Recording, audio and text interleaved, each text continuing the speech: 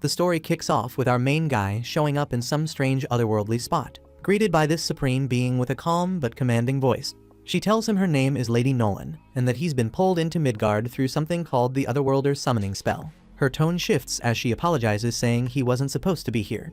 This whole thing was meant for someone else, but he got caught in it by accident. Our guy is confused and asks how this even happened. Nolan breaks it down, saying the summoning system randomly pulls people from countless worlds. Even though he wasn't on the list of targets, the system somehow snatched him. Then she explains that the spell is dangerous because the laws of Earth and Midgard are completely different. Using it risks tearing this world apart. That's why it's forbidden, but some reckless nation still went ahead and cast it. Nolan stepped in when she noticed it being used, trying to stop it, but she couldn't fully block it. For now, she's brought him here to keep him safe. He asks if the other people summoned are here too. Nolan shakes her head, saying they were sent to the Holy Sidonia Empire, the place where the spell was cast, because they were the proper targets. Realizing this was a mistake, he pleads with her to send him back home.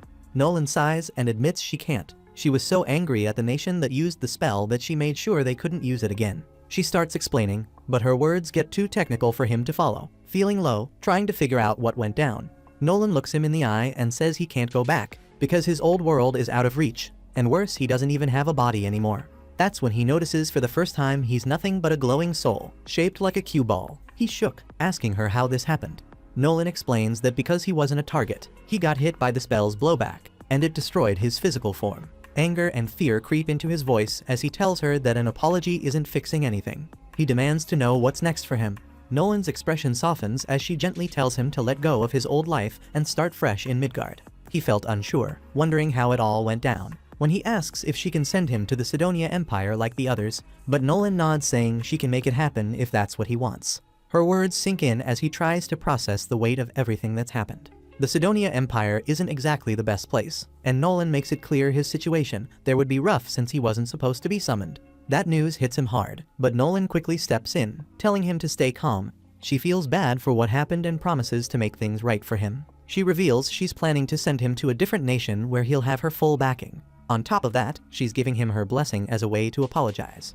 He doesn't get how this works, but Nolan casually explains it's not much different from the fantasy worlds he's probably seen in games and anime. She insists it'll be exciting, but he's feeling more stressed than thrilled. Ignoring his reaction, she tells him to try opening his status window and focuses on it, and sure enough it pops up. He's surprised to see that he's 17 years old now, especially since he used to be a 40-year-old salaryman back on Earth. His status shows no job, and Nolan explains that jobs like salaryman don't exist here. She lists the kinds of jobs he can aim for. Combat roles like swordsman, mage, and knight, but also wild ones like professional cuddler and mattress tester. Then there are production jobs like herbalist, alchemist, blacksmith, and chicken trainer. He's not interested in fighting, so he asks for a production path. Nolan gives him a skill perfect for that, plus a few others to help him get started. She explains that as he uses his skills, he'll naturally unlock a proper job title over time. With everything set, she sends him to the continent of Asgard. When he lands by a peaceful pond, he notices his reflection and takes a moment to admire his new appearance. Digging through the items Nolan left him, he finds food, money, and a knife. Curious, he checks his status window again and realizes it could be risky if people learn about Nolan's blessing. He uses one of his skills to hide the blessing and some of his other abilities. Then he spots a long list of magic skills and decides to test a few of them. He skips fire magic for now, not wanting to risk setting the place on fire. Instead, he starts experimenting with earth magic, shaping the ground beneath his feet, then moves on to wind and water magic, testing each one with growing excitement. It's the start of a whole new journey, and he's ready to see where it takes him. Takumi watches his skills in action and thinks this world is exactly what a fantasy should feel like. Deciding to find a village, he begins exploring and notices some wood lying around. Then, using his appraisal skill, he identifies it as treant wood, a high-quality material obtained from a monster called a treant. This type of wood is highly valued for crafting staves, magical tools, and spear shafts. Excited by his find, then Takumi uses his blacksmithing skill to shape the wood into a spear. While working, he figures if the wood in this area is so valuable, the plants might be special too. He starts searching and soon realizes the area is packed with useful herbs. Gathering as much as he can, he quickly realizes his bag won't hold it all. So he stores everything in his item box, which has unlimited space. As he's finishing up, a girl runs toward him, screaming in fear, and hides behind him. He looks ahead and sees a massive rabbit charging toward them. Takumi grabs his spear, getting ready to fight. The girl shouts that the rabbit is carnivorous, making him even more tense. The rabbit lunges, but Takumi manages to kill it with a swift strike from his spear. He's stunned by his success, then receives a notification that he has gained a warrior job, even though he wasn't planning to fight. The girl thanks him for saving her and explains she's from a nearby place called Board Village. She says she got lost while gathering medicinal herbs. Takumi asks if she could guide him to her village, and she agrees without hesitation. Before they leave, she notices the rabbit and tells him it's delicious. Takumi stores the rabbit in his item box, explaining that while it can't store living creatures, it works perfectly fine for corpses. The girl is amazed by his skill and introduces herself as Molly. Takumi introduces himself in return. The scene shifts to the Holy Sidonia Empire, where 3 confused humans stand in a grand hall. They've been summoned to a strange new world and are trying to make sense of what's happening. A girl wearing a graduation gown steps forward, welcoming them and explaining they've been summoned to act as heroes to save the world. The group listens to her words, but none of them seem to fully grasp what's going on. Elizabeth starts off by introducing herself as the first empress of the Holy Sidonia Empire. She pulls back her hood to reveal a face that looks straight out of a Joker sketch. The vibe she gives off is unsettling to say the least. Out of nowhere, Isekai'd, one of the summoned, gains a unique skill called Revelation gifted by Lady Nolan. With it, she gets a divine message telling her to trust her instincts, they'll lead her to the truth. Isekai'd takes the advice seriously and decides she can't trust Elizabeth, sensing danger in everything about her. Meanwhile, back in the village, Molly's parents thank Takumi for saving their daughter. Her father Bunga introduces himself as a hunter and his wife as Martha. Takumi asks if he can stay in the village for a while. Bunga and Martha don't mind and tell him the village is rich in herbs, and there's even a nearby ore vein. Takumi smiles, excited by the opportunity. Then Bunga introduces Babin, the village blacksmith, who seems eager to help out. Grateful, Takumi thanks them, but they mention there's no inn in the village. Instead, they offer to build him a home. Overjoyed, Takumi agrees. Then they show him a plot of land for his house, and Babin calls on the villagers to help with the construction. Takumi decides to help out, using his earth magic to level the ground. The villagers are amazed by how skilled he is with magic. However, the effort drains a lot of his mana, and Bunga suggests he rest while they handle the rest of the work. Later, the house is finished, and Takumi uses his carpentry and blacksmithing skills to make some basic furniture. Curious about his progress, Takumi checks his status window, wondering if he can switch his warrior job. Just then, a job change option appears. He selects Alchemist and Blacksmith as his primary jobs and dives into his new work. With Babin, Takumi mines silver, iron, and copper, as well as a rare magic iron ore imbued with mana. He plans to turn all of them into ingots, starting with the iron ore. Normally, smelting ore would require a furnace, but Takumi uses alchemy and earth magic to skip the furnace entirely. The process consumes a large chunk of his mana, but he's thrilled with the result as the ingot forms perfectly in his hands. Takumi pushes on with his work, determined to craft as much as he can using the iron and copper he's collected. One evening, Molly shows up to bring him dinner but finds him collapsed on the ground. When he wakes up, he explains he overused his mana and passed out. Martha gives him a stern lecture, making it clear he needs to take better care of himself. Bunga hands him a healing potion, which helps him recover quickly. Even so, Martha and Molly decide to keep an eye on him, dropping by occasionally to check in. Takumi keeps using alchemy over the next several days to turn his ores into ingots. Along the way, he finds small amounts of lead, gold, titanium, tungsten, and tin. With these materials, he crafts utensils and tools, and his alchemist and blacksmith levels shoot up fast. Later, Takumi works alongside Babin, learning more about smithing and lending a hand with his fire magic. Together they make a knife, and Babin proudly says it's his best work yet. Takumi's blacksmith level hits 40, while his alchemist level is at 33. He's frustrated though since he wants to focus on alchemy. One day, Takumi asks Bunga for some potions so he can try making his own.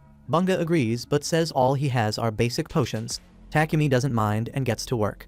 As he crafts potions, he can't help but feel like a mad scientist, reminding him of experiments he did as a kid. But when he finishes, he notices the color of his potion is different from Bunga's, and he senses mana coming from it. He figures this might be because he used water magic to prepare the base, and it makes him curious about other potion recipes. Later, Takumi eats a random poisonous plant on purpose, using his heal spell to cure himself after getting sick. This helps him build resistance to poison and paralysis, while also leveling up his light magic skill. Though it's a rough process, it pays off, and he learns purification magic. While testing his new skills, a massive armored boar appears, towering over him at level 25. Takumi grabs his spear and knife ready for a fight. The boar charges, and without hesitation Takumi throws his knife, but it barely scratches the beast. He follows up with his spear, but it snaps on impact. Switching tactics, he casts rock ball and wind cutter spells, but they don't work either. For a moment he wonders what he's going to do.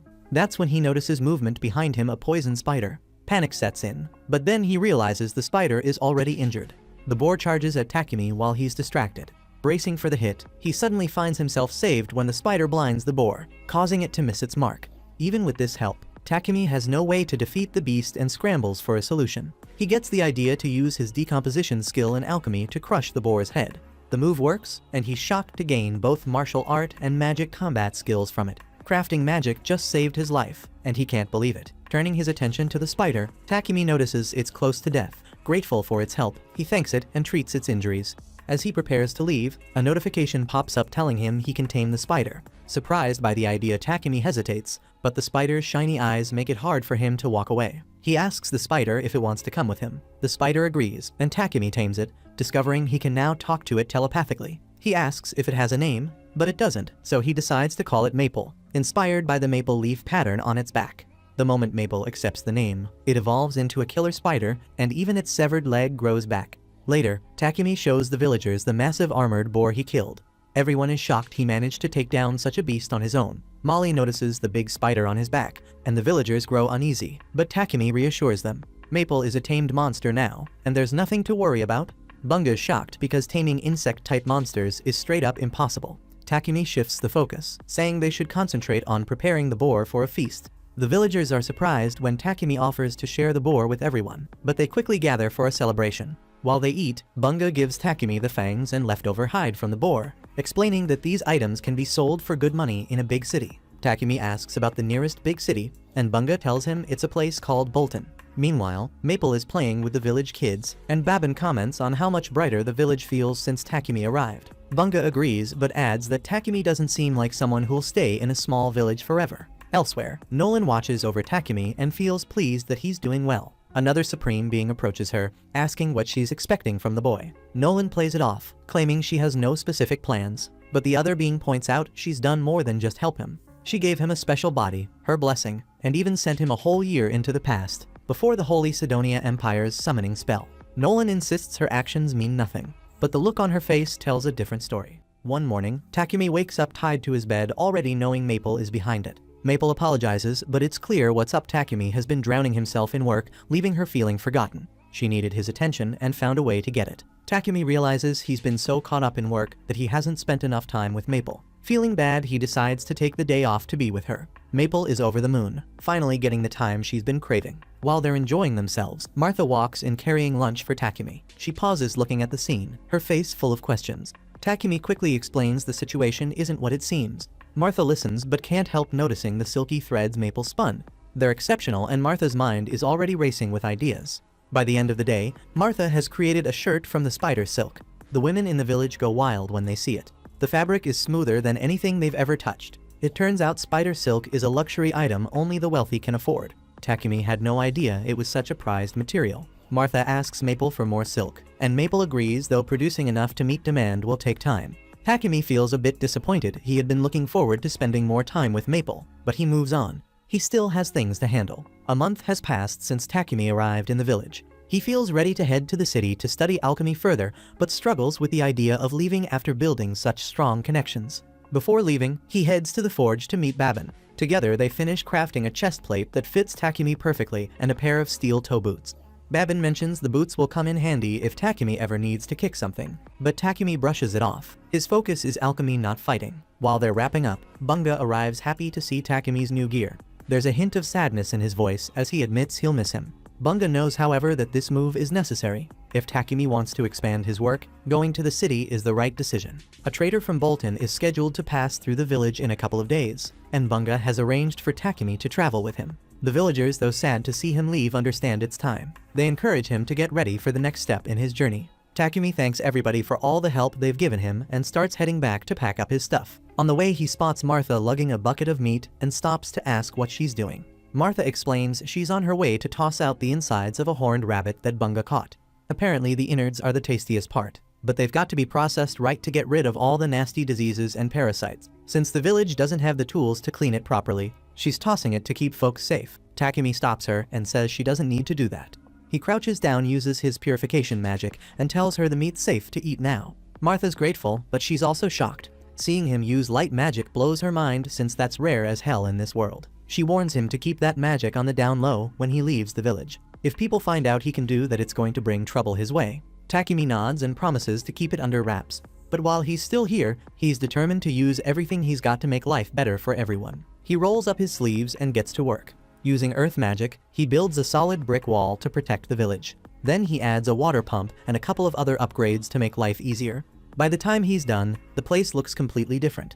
When the merchant Papek shows up, he almost doesn't recognize the village. Bunga comes out to greet Papek, and after they handle their trade business, Takumi walks over to join them. Papek's already heard plenty about Takumi from Bunga, so he introduces himself while the villagers make sure Takumi hasn't forgotten anything. Takumi tells them he's good, but there's one more thing he wants to do. He pulls a potion out of his bag and hands it to Bunga. Then he explains he's already dropped off about 100 bottles at Bunga's house. If there's ever an emergency, Bunga can use them to heal people. Papek is blown away when he sees the potion. He takes a closer look and realizes it's high-level stuff. But Takumi seems clueless about how impressive it is. As the villagers gather to say goodbye, Papek decides to wait until everyone's finished. Molly leans in to say goodbye to Maple, who's curled up asleep in Takumi's sack. Martha steps forward with a gift, a special outfit she and the other women made for Takumi out of Maple's silk. Takumi smiles as he thanks everyone again for their thoughtful gift. He's blown away by how kind they've been, even though he hasn't been around that long. After a heartfelt goodbye, he hops into the carriage. The villagers give him a big send-off, reminding him he'll always have a place in their village. As the carriage rolls toward Bolton, Papek glances at Takumi and mentions how much the villagers clearly love him. Even the others in the carriage pick up on it, saying it's obvious Takumi was more family to them than anything else. That kind of farewell hits Heath right in the emotions. The others start introducing themselves. The blonde is Heath, the redhead is Real, and the gloomy-looking guy is Bogger. They're part of a C-rank adventurer group called Lion Fang, currently working as Papek's bodyguards. This region's peaceful, so they don't have much to do. Real notices Takumi clutching his bag tight and asks what's inside. Takumi explains it's his pet killer spider Maple, who's knocked out for now. That stops everyone. A tamed killer spider, they can't believe it. Real asks to see it acting weird about the whole thing. Maple, clearly unimpressed, wakes up and headbutts him right in the face. Takumi freaks out and starts apologizing, but the others wave it off laughing. Real had it coming. Heath even jokes that Maple might be scared of humans, now though she's already cozying up to Bogger, so that doesn't seem true. While everyone's busy fussing over Maple, Papek calls Takumi to the front. He wants to talk about that potion Takumi's carrying. Papek asks if there are more in stock and says he'd like to buy some. Takumi doesn't mind selling to him, but before they can finish the conversation, one of the horses suddenly stops. They look ahead to see a horde of goblins surrounding the carriage ready to attack. It's bad news for most, but not for Lion Fang. These guys light up like it's the best thing that's happened all day. Heath tells Takumi and Papek to stay put. The three step out, ready to show what they can do. There are about 20 goblins spread out in the field, but they're not worried. Real pulls out his bow, picking them off from a distance. Heath and Bogger get up close, smashing through the rest with a mace and axe. It doesn't take long for them to handle all the goblins. Once they're done, they get busy dissecting them to collect the magic stones. Maple's been watching the whole time and seems to really vibe with Bogger. She can't stand Real and doesn't pay much attention to Heath. After wrapping up, they all hop back on the carriage and keep moving. The trip lasts another 3 days before they finally roll into Bolton. Once they hit the city, the Lion Fang crew heads straight to the Adventurers Guild to report their bodyguard mission as a success. Takumi tags along since he needs to register with the guild to stay in the city. He'd rather sign up with the Alchemist Guild, but Bolton doesn't have one, so becoming an adventurer is his only option for now. At the reception desk, Hans, the guild rep, explains that Takumi can use the Adventurer Guild card as his ID. All he has to do is complete one simple quest each month to keep it active. Takumi goes through the process and also registers Maple as his pet. Once that's squared away, Takumi heads to Papek's trading company to hammer out a deal for his potions. He's got around 103 potions in stock, and all of them are top-notch. Papek offers him 10 silver coins each for the healing and stamina potions, and 50 silver coins each for the mana potions. Takumi does some quick math in his head and realizes this deal will pull in over 7 million yen. He's stunned, thinking that's way too much money, but Papek laughs and tells him he could have earned even more if he already had a name in the industry. Since Takumi plans to set himself up as a producer in Bolton, Papek suggests getting a house with a workshop attached. That'd make his work easier. Takumi realizes he hasn't even thought about where he'll live yet. Papek steps in to help and calls for his assistant Thomas to show Takumi a property with a decent price. But when Takumi sees the place, it looks more like a mansion, and he's sure it's way out of his budget. Thomas reassures him the mansion is affordable, and even jokes that it's ghost-free, so there's nothing to stress about. Takumi spots the workshop connected to the house and starts thinking it might actually be perfect. It's big enough to handle his work, and he can afford it after the money he made selling potions to Papek. After mulling it over, he decides to go for it and tells Thomas the mansion is his. Thomas is pumped when Takumi says he'll take the house and promises to get the paperwork started right away. He tells Takumi he can move in as early as tomorrow. As they're walking through the streets, though, Takumi catches a nasty smell in the air that makes him stop. Thomas notices and explains it's coming from the sewers. Rich folks have magical purifiers to handle their waste, but the city's main sewers don't have anything like that. Magic purifiers are super rare since they're only found in ancient ruins and dungeons, making them too pricey for public use. Sometimes priests get hired to clean the sewers with purification magic, but most of the time, the sewers stay filthy and reek like this. The next day, Takumi and Maple move into their new place. First thing Takumi wants to do is tackle the sewer problem. He grabs some quartz and clay from Papek's company, then uses his magic to shape it. After that, he combines fire magic with space-time magic to bake it in no time. The process drains all his mana, so he has to down a couple of mana potions to keep going. But it's worth it. He finishes his creation, a modern toilet. Not long after, Takumi hears Papek yelling from the living room. He rushes over and finds Papek wrapped up head to toe in Maple's silk. Takumi turns to Maple and asks what she's doing. She says she thought Papek would find it fun. To be fair, the silk is super comfy and actually puts Papek to sleep, but that doesn't make it okay. Takumi apologizes on Maple's behalf, looking pretty embarrassed. Papek brushes it off, saying it's fine, though getting wrapped up out of nowhere freaked him out a bit. Then Papek asks if he can use Takumi's restroom real quick. A few moments later, Papek comes back out wide-eyed, asking what kind of high-tech miracle this thing is. Takumi steps in and explains it's a toilet hooked up to a magical purification device. It cleans itself after every use. Basically, when you do your business, it uses purification magic to break it all down into harmless inorganic materials that get flushed down the drain. Papek nods, saying the system makes sense, but points out that only someone with an aptitude for light magic could pull off something like this. That's when it hits Takumi, he might have slipped up big time. Martha warned him about openly using light magic, so he quickly asks Papek to keep this whole thing under wraps. Papek gets why Takumi wants to keep his abilities under wraps, so he promises not to tell anyone. But he's got one condition: he absolutely needs some of those toilets. He asks Takumi if he can make 100 of them. Takumi hesitates. Making one toilet was already a grind, so cranking out 100 sounds impossible. Papek keeps pushing though, so Takumi finally agrees, but only if Papek can supply the raw materials. Papek's thrilled, but he knows it's unfair to expect Takumi to do all that work solo. Papek suggests Takumi make a slave contract to get some help. That idea hits Takumi hard. He's not down with slavery at all. But Papek explains that if Takumi wants to keep his abilities a secret, a slave might be his best bet. A slave is bound by contract and can't spill the beans about Takumi's light magic. Papek reminds him how big a deal having light magic is. It's seen as a blessing from the Supreme Being, and the Church of Divine Light would come after him for sure if they found out. They'd force him to work for them since they make a fortune monopolizing purification magic. Papek figures the church wouldn't be happy if common folks started getting access to cheap purification through Takumi's toilets. Luckily, Papek's got a plan to keep the church off Takumi's back for now. He tells Takumi not to stress about it, but insists on the importance of keeping his magic on the down low. He pushes the slave idea again, saying it's the safest way to go. Takumi's still not feeling it. He says he'll handle the work himself no matter how tough it gets. Just then, his guild card starts glowing. Takumi checks it and sees a message saying he needs to complete a verification quest to maintain his adventurer status. That's when he realizes he won't have the time to make all the toilets alone. Frustrated but out of options, he finally agrees to buy a slave. Papek takes him to the Mulan Trading Company, which he says is the most ethical place to buy slaves. Papek heads off to negotiate with the owner for a good deal, leaving Takumi to wander around. While walking through the garden, Takumi spots a stunning elf girl sitting on a terrace, but the moment she notices him, she snaps, telling him to get out. The scene cuts to Takumi sitting down with Mulan, the owner of the slave trading company. Papek steps in and introduces Takumi, mentioning that he's looking for a slave. He also explains that Takumi's not too thrilled about the whole slave contract thing, and Takumi adds that where he's from they don't even have slaves. Mulan understands his perspective and explains it to him in detail, telling him that the slave contract binds the slave to the owner, but here in the kingdom of Barkila, slaves have rights. She lays it out.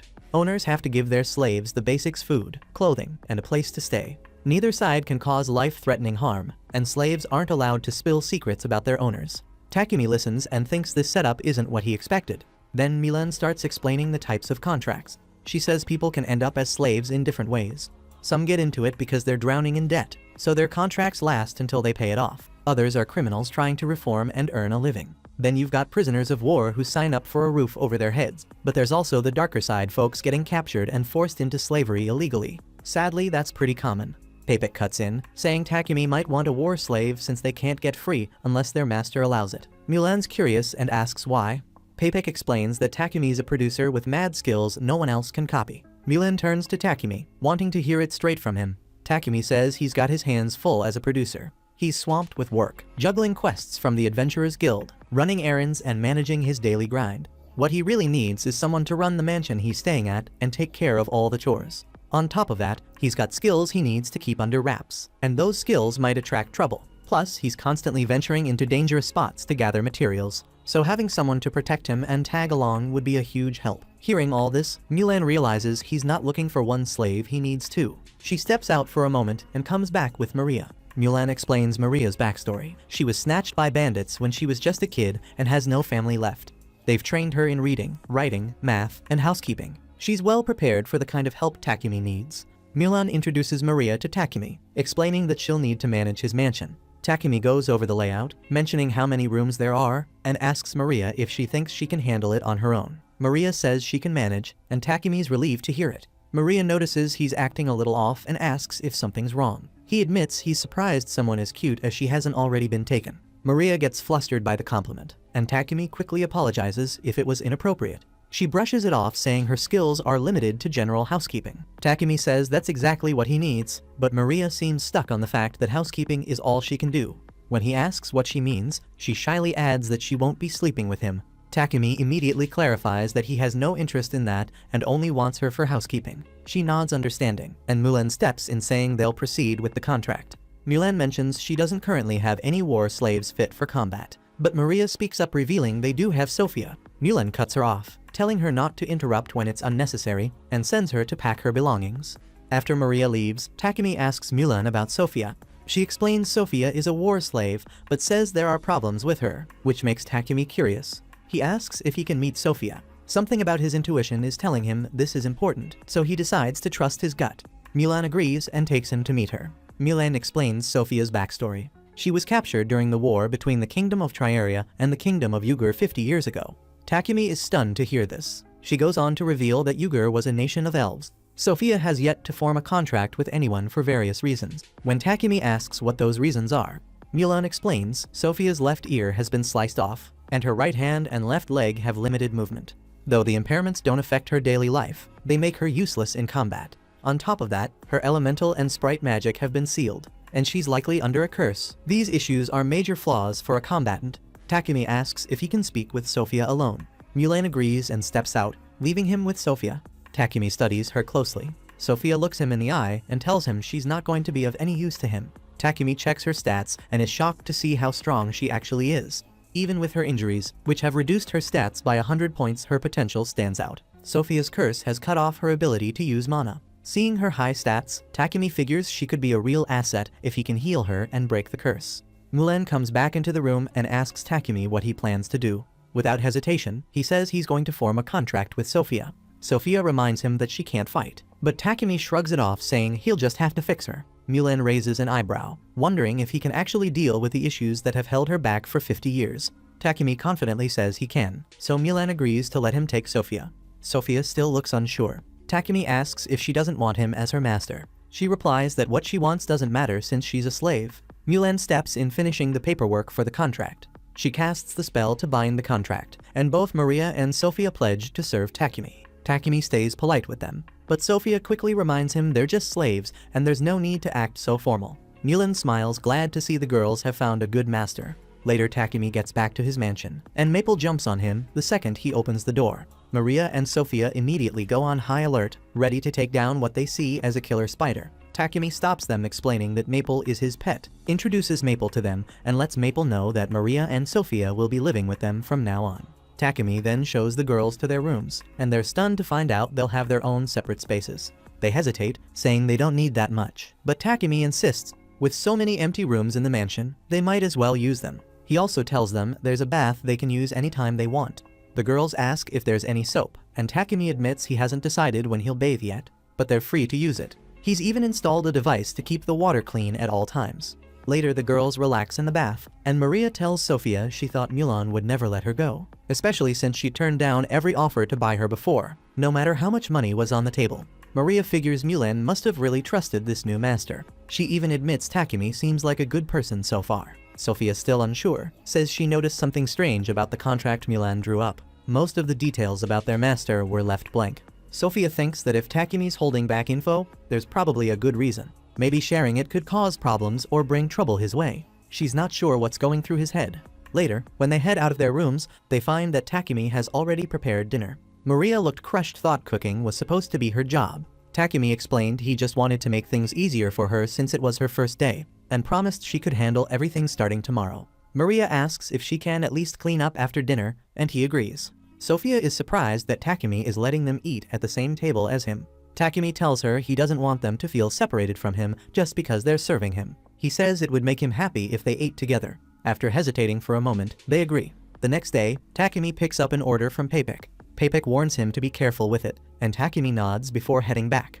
On his way, he notices a church and decides to step inside. Then he finds a statue of Lady Nolan. He offers a prayer thanking her for her blessings. Then he brings up something that's been on his mind. He's heard that the Holy Empire of Sidonia controls the religion here and wonders why she was speaking against Sidonia earlier. To his shock, Lady Nolan appears in front of him. Takumi can't believe what he's seeing. She explains that because he was praying to her, she pulled him up quickly to have a chat.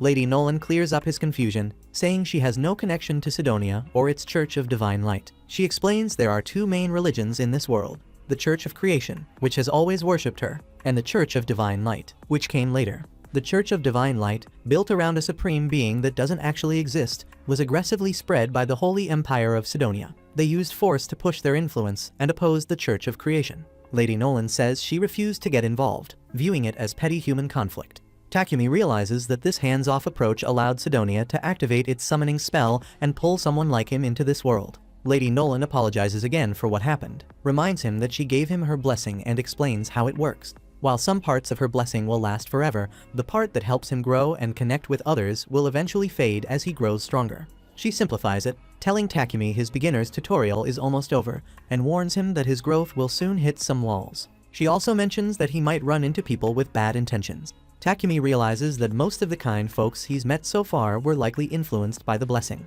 He figures it's time to start depending on himself and leaves the church deep in thought. The story jumps forward a year, showing the king of Sidonia asking for updates on the heroes. He's told they're training with the knights. The king expresses hope that these heroes will become valuable assets, especially since summoning them wasn't easy. The minister adds that the heroes were hesitant to help at first, but thanks to Elizabeth's persuasion, they've become more willing to assist. The scene shifts to Akira and Yamato training with the knights. The knights mock them during practice, pointing out how clumsy they are. This takes Akira back to the time he lost a judo match to a freshman and became the target of ridicule. Determined, Akira pushes himself harder during sparring, earning some respect from the knights who start to like his grit.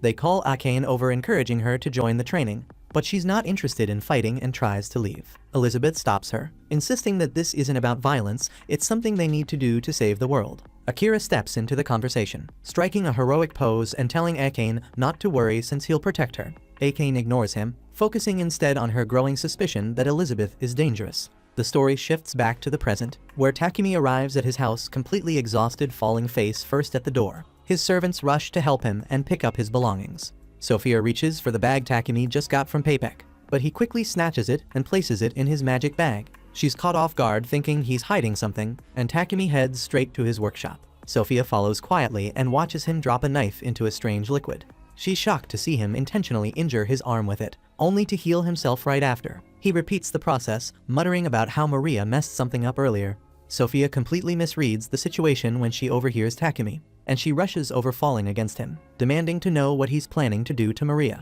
Takumi's confused, having no clue what she's talking about, but before he can respond, she faints.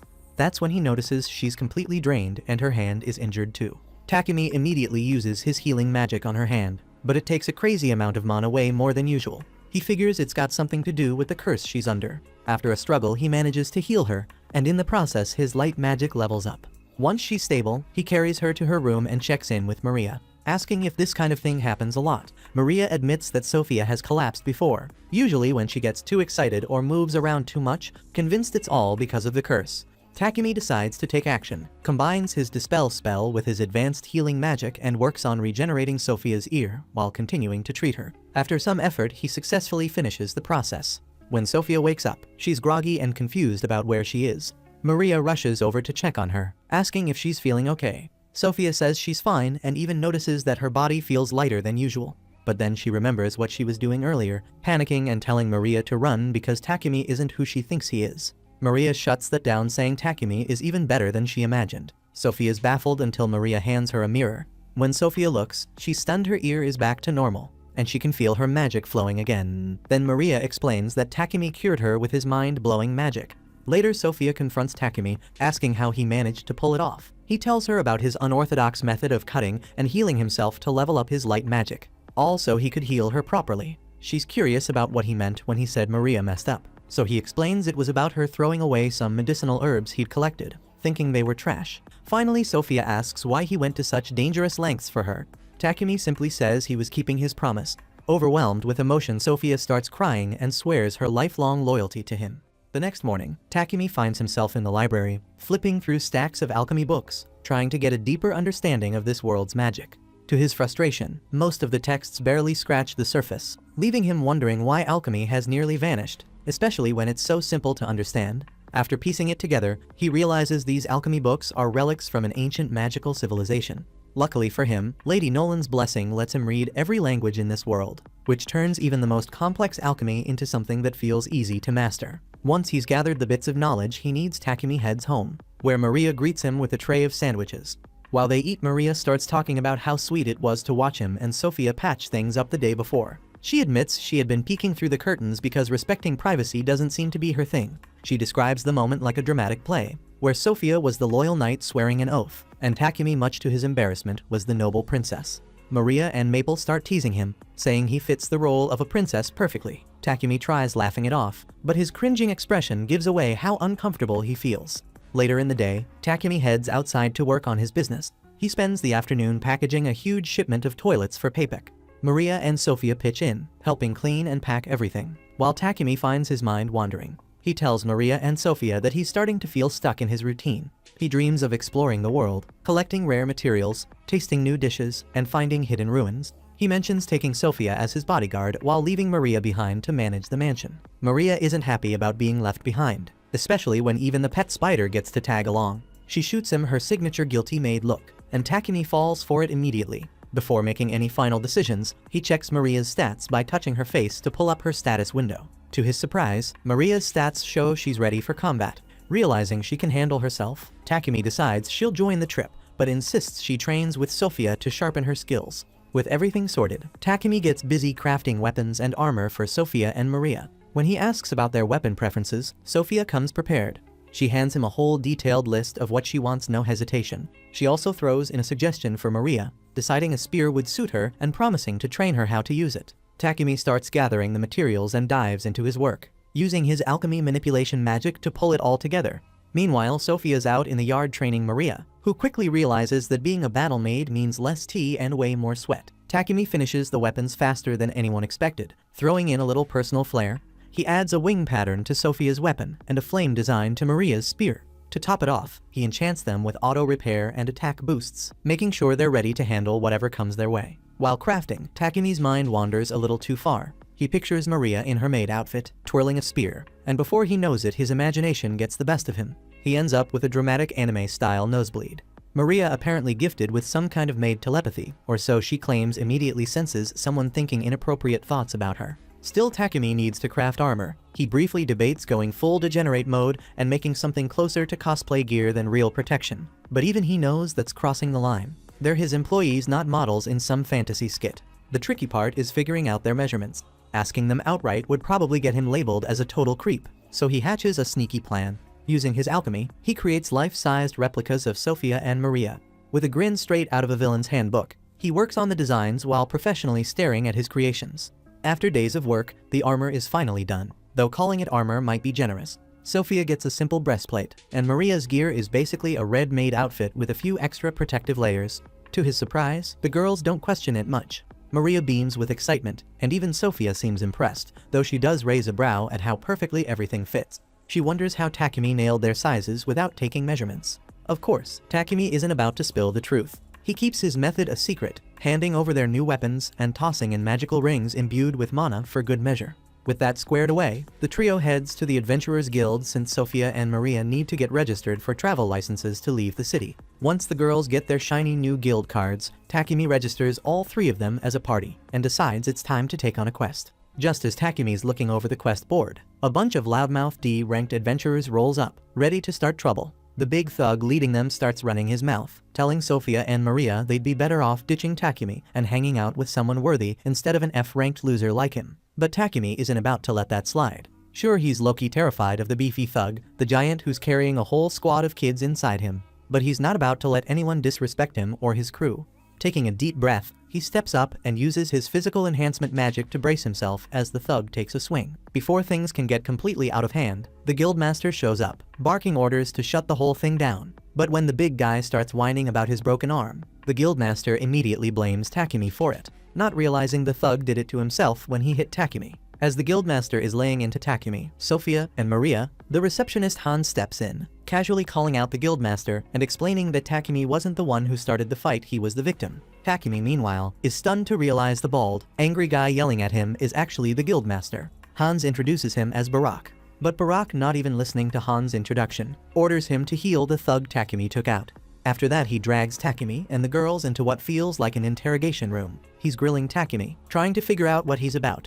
At first, Takumi keeps things vague, not wanting to spill too much. But then Hans mentions there were traces of magic back at the fight scene. Hearing this, Takumi realizes Hans' sense skills are crazy sharp. Even though he admits to having magic, Takumi insists he didn't use it on the thugs earlier. He explains that he coated himself with charcoal from his item box to protect against punches. Hans is skeptical until Takumi adds that he synthesized the charcoal into diamond. Hans' eyes light up, realizing this is alchemy. He even remembers that Takumi tried joining the Alchemist Guild the first day they met. But before Hans can dig deeper, Barak, still focused on the girls, asks if they're part of Takumi's party. When Sophia and Maria confirm they're with him, Hans suggests promoting Takumi to rank D. Barak agrees right away, figuring it'll stop random weaklings from trying to mess with him. Since Maria and Sophia had just joined the guild, Hans suggests they take on a few beginner quests to rank up quickly. It made sense getting stronger would help them protect Takumi better, so the girls were all in. Later that day, they head into the woods to tackle their 3 quests, taking out goblins, wiping out kobolds, and gathering some herbs. As they're making their way through the woods, Maple signals Takumi about some soggy-looking goblins lurking in the bushes. Takumi tips off the girls, and Sophia wastes no time rushing in to handle business. 2 goblins try to bolt, but Maple wraps their legs, giving Takumi and Maria an easy opening to stab them down. As they press on, Takumi can't shake the feeling that something's off. They've already taken out a ton of kobolds and goblins, but more keep showing up. It's like the woods are crawling with them. Sophia's got a theory. She figures there's probably an encampment nearby. And worse, there might even be a general running the show. When Sophia drops the words Goblin General, Takumi's confidence takes a nosedive, and he's suddenly wondering if this was all a terrible idea. Sophia doesn't help by mentioning it'd usually take 5D ranked adventure parties to handle a camp with a general. Even though Takumi's ready to nope out of this mission, Sophia insists they've got a shot if they combine their magic for a sneak attack. As much as Takumi hates the idea, he doesn't have much of a choice but to go along with it. To pile onto his stress, Maple casually announces it's about to evolve. Takumi, not wanting to deal with whatever comes next, quickly opens an emergency portal to a pocket dimension and sends Maple off to evolve in peace. Moving forward, they finally stumble upon the monster camp. Sophia scans the area and counts about 300 to 400 monsters.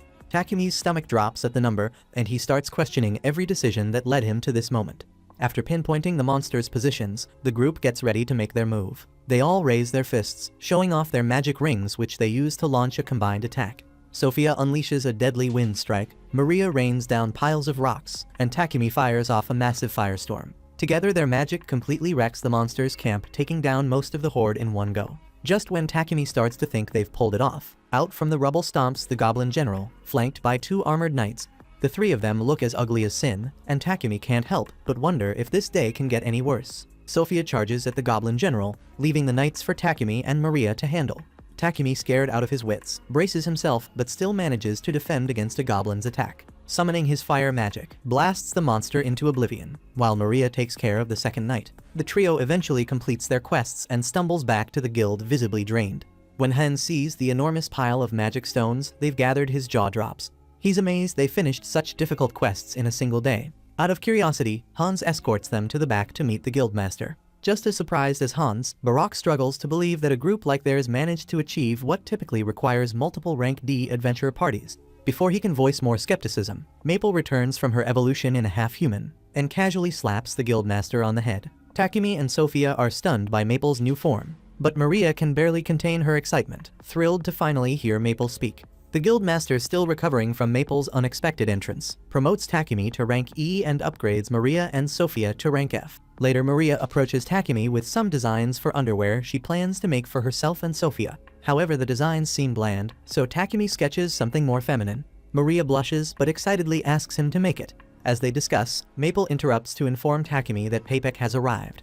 Apparently, Papek fainted after seeing Maple in her half-human form. Once he regains consciousness, Papek delivers an important message. The Lord of Bolton wants to meet Takumi. The request stems from the magical toilets Takumi created to help the town's sanitation. So when Takumi visits the Lord, he's thanked repeatedly for his contribution to improving life in Bolton. The meeting leaves Takumi with a surprisingly positive impression of Supreme being Nolan. Later that evening, Maple delivers the custom-made underwear to Maria and Sophia. Thrilled with how comfortable it feels, they tease Takumi about trying it on in front of him. Embarrassed, Takumi freaks out, stammers a few excuses and bolts to his room, desperately trying to resist his dirty desires. The scene cuts to Takumi putting the final touches on his refrigerators.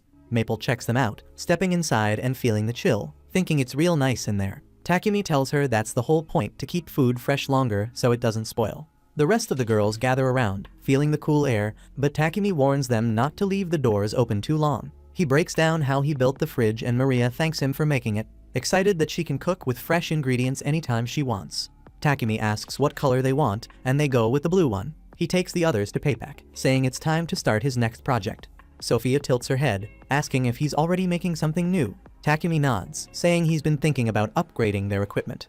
After fighting the Goblin General the other day, he realized they needed better gear, especially since they're planning to travel one day.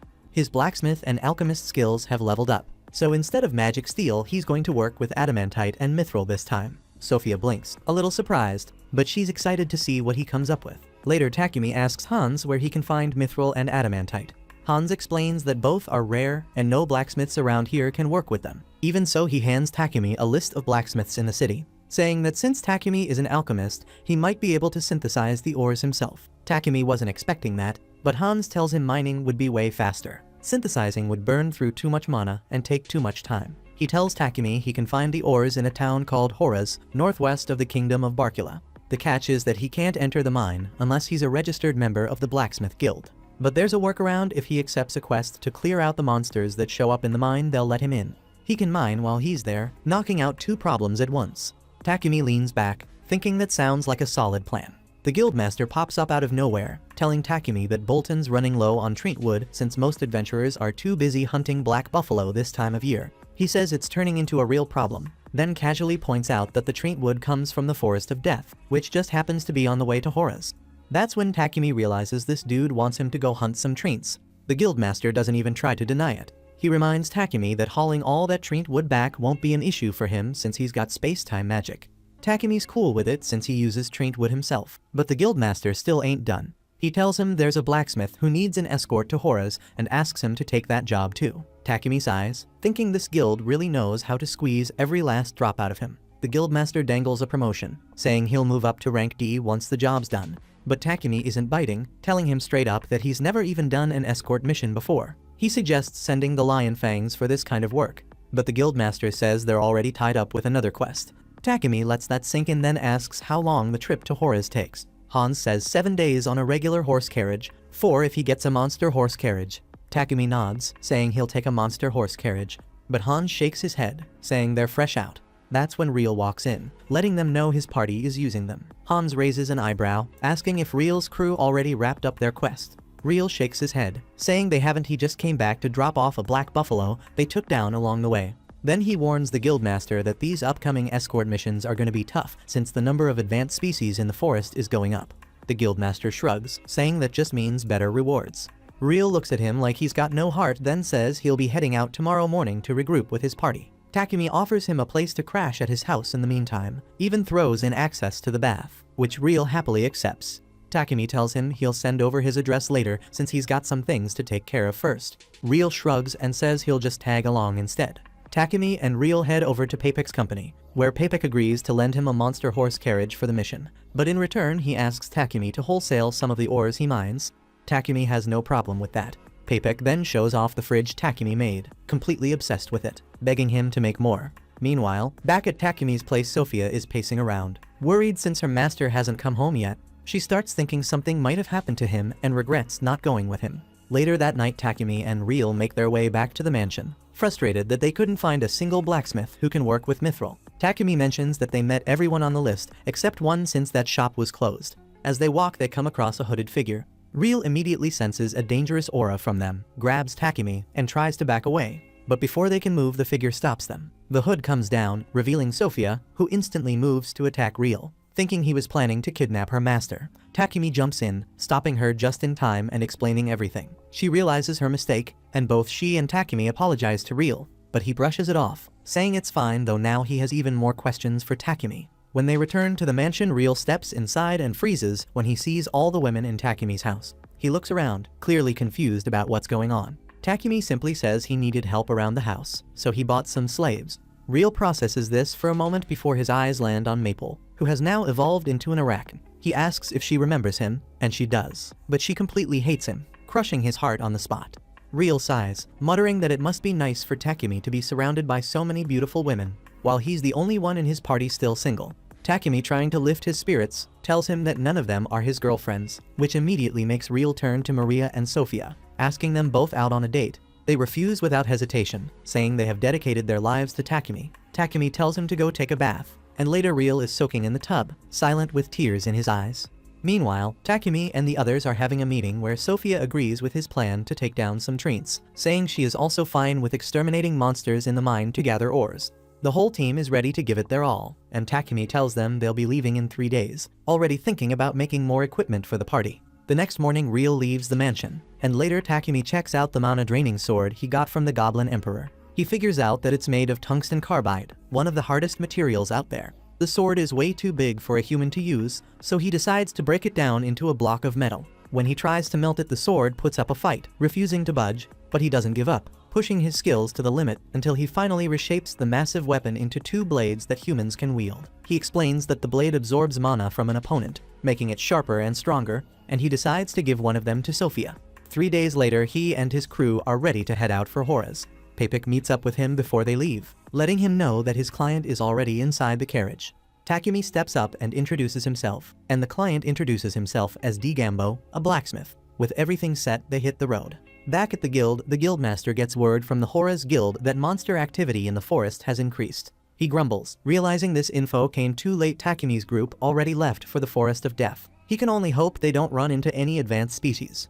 Meanwhile, over in town, a man from the royal capital meets with Papek, thanking him for supplying the king with toilets. He says they want to bring them to the entire royal capital. Papek is pleased to hear that, while the man mentions that these toilets could completely solve their sewage problems. However, the news about them has spread too far, and now the Holy Sidonia Empire has caught wind of it. That means they're definitely going to make a move. Meanwhile, jumping a year into the future, Yamato and Akira have become powerful fighters, shocking everyone with how much their skills have improved. Isekai'd, though, is still wary of Elizabeth. Back to Takumi's group, they've stopped near the Forest of Death. Takumi sets up a barrier and tells Digambo to stay inside while they handle the treants. The scene shifts to them deep in the Forest of Death, where Takumi asks Sophia how they're supposed to tell treants apart from regular trees. Sophia tells him he needs to focus, sense their magic, and keep his eyes sharp. She points one out as an example, and without hesitation Takumi charges in. The treant lashes out with its roots, but Maple and the others cover him, giving him the opening he needs. He takes it down with his spear, leveling up his axemanship and logging skills in the process. Takumi starts thinking this hunt is going to be easy if the treants are this weak, but Sophia quickly shuts that down. She points out that they're surrounded. She suggests they switch to magic to deal with them more efficiently. Everyone starts blasting the treants with spells, and Takumi racks up skill upgrades as they fight through the swarm. Then an elder treant emerges. The girls go in, burning and slicing through it, but the thing just regenerates instantly like nothing happened. Sophia tells Takumi they need to finish it off in one shot, then tells him to wrap his sword in fire magic. He does, charging straight at the elder treant, dodging its attacks before driving his blade right into its eye. the monster collapses, turning into nothing, and Takumi's skills jump up even more. Looking down, he notices a strange fruit on the ground and picks it up, surprised that treants even grow fruit. Sophia tells him they're called miracle apples, saying they're super rare. Takumi figures they should take them back, while Maria's already thinking about turning them into apple pie. Later, the group finally reaches Hora's, heading straight for the Adventurers Guild. Takumi takes a quest to hunt some iron moles to secure an entry pass into the mine. Later, he and his crew are inside the mine with Digambo, chipping away at the rock. Takumi ends up striking Mithril, and Digambo points him towards some adamantite ore as well. He shakes his head, saying Takumi must have some crazy luck, finding all this on his first mining trip. Suddenly something stirs beneath them. An iron mole bursts out from underground. The second it shows up, Takumi reacts fast, using light magic to blind it. That's all Sophia needs. She moves in and finishes it off in one strike. Everyone stares, asking how he took them down so easily. Takumi just shrugs, saying it made sense since they live in the dark. Light had to be their weakness. Sophia is still surprised at how simple that was, while Maria sulks, disappointed she didn't get to do anything. After clearing out a massive haul of ore, they head back to Bolton. The next day, Takumi visits Digambo's shop, asking him to teach him the basics of synthesizing and forging mithril and adamantite alloys. Digambo takes him in, showing him how to craft a mithril knife from scratch. Later, Takumi gets to work upgrading the girl's armor with the new materials he collected, making sure everyone's gear is stronger than ever. The scene shifts to the girls checking out their new armor, completely stunned by the number of unique skills and enchantments packed into it. They can't even find the words to describe it. Sophia's armor is wind and water-based, while Maria's is fire and earth. Takumi explains that to infuse their armor with elemental power, he had to fill magic stones with his mana until they were completely charged and turned blue. Maria then asks what he did to boost his thunderclap skill, and he reveals that he enchanted it with enhanced agility, which lets him run ridiculously fast. To prove it, he takes off at full speed, but he loses control almost immediately, crashing straight into the wall. The girls, trying to spare him the embarrassment, act like they didn't see anything. Meanwhile, he tells himself he needs to figure out how to handle this speed. After that, he hands Maria her new spear, Explode, which can shoot fireballs. Sophia gets her spear Tempest, which can unleash wind energy. She grips it tight, looking Takumi in the eye, saying she wants to protect him no matter what happens. If he's ever in danger, she's ready to risk everything for him.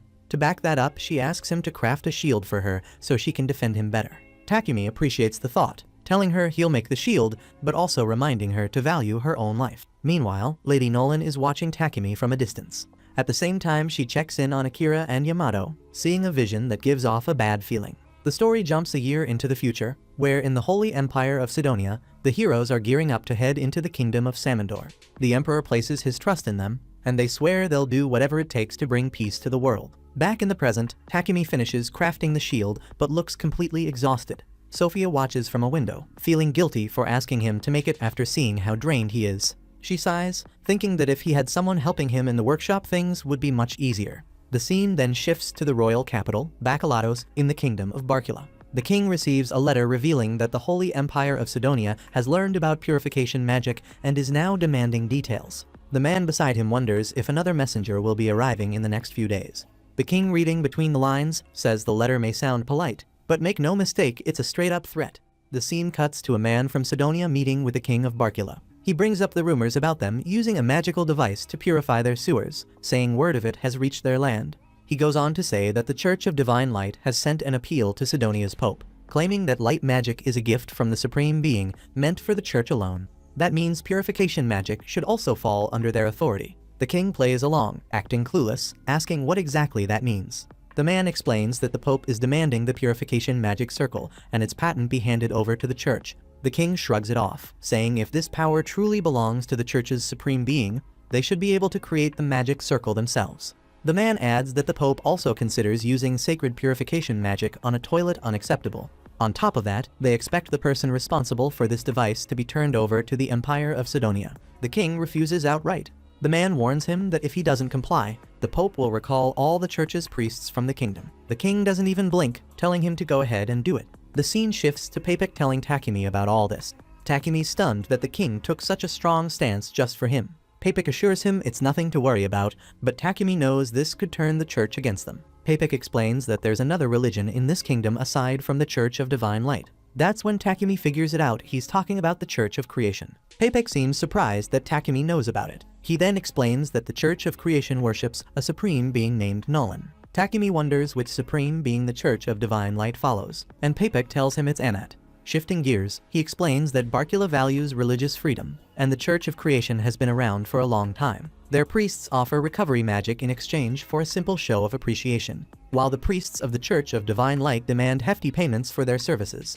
Takumi realizes that the Church of Divine Light is being supported by the Holy Empire of Sidonia, and he decides it is best for him not to get involved with them. Papek then informs him that he is here today with a request. He explains that he offered samples of his toilets and refrigerators to the king through Marquis Godwin, and the king has asked the Marquis to arrange a meeting with Takumi. Takumi is surprised by this development. Papek adds that the king will not be angry if Takumi refuses, but he gives him those irresistible puppy dog eyes that influence his decision anyway. Later, Takumi tells his slaves that he will be going to the royal capital of Bacalados and asks if they would like to come along. They agree, excited to visit the capital for the first time, and Takumi announces that they will be leaving in a week while asking them to prepare in the meantime. Maria wonders how long it takes to get to the capital, and Takumi explains that it will take them a week using monster horses.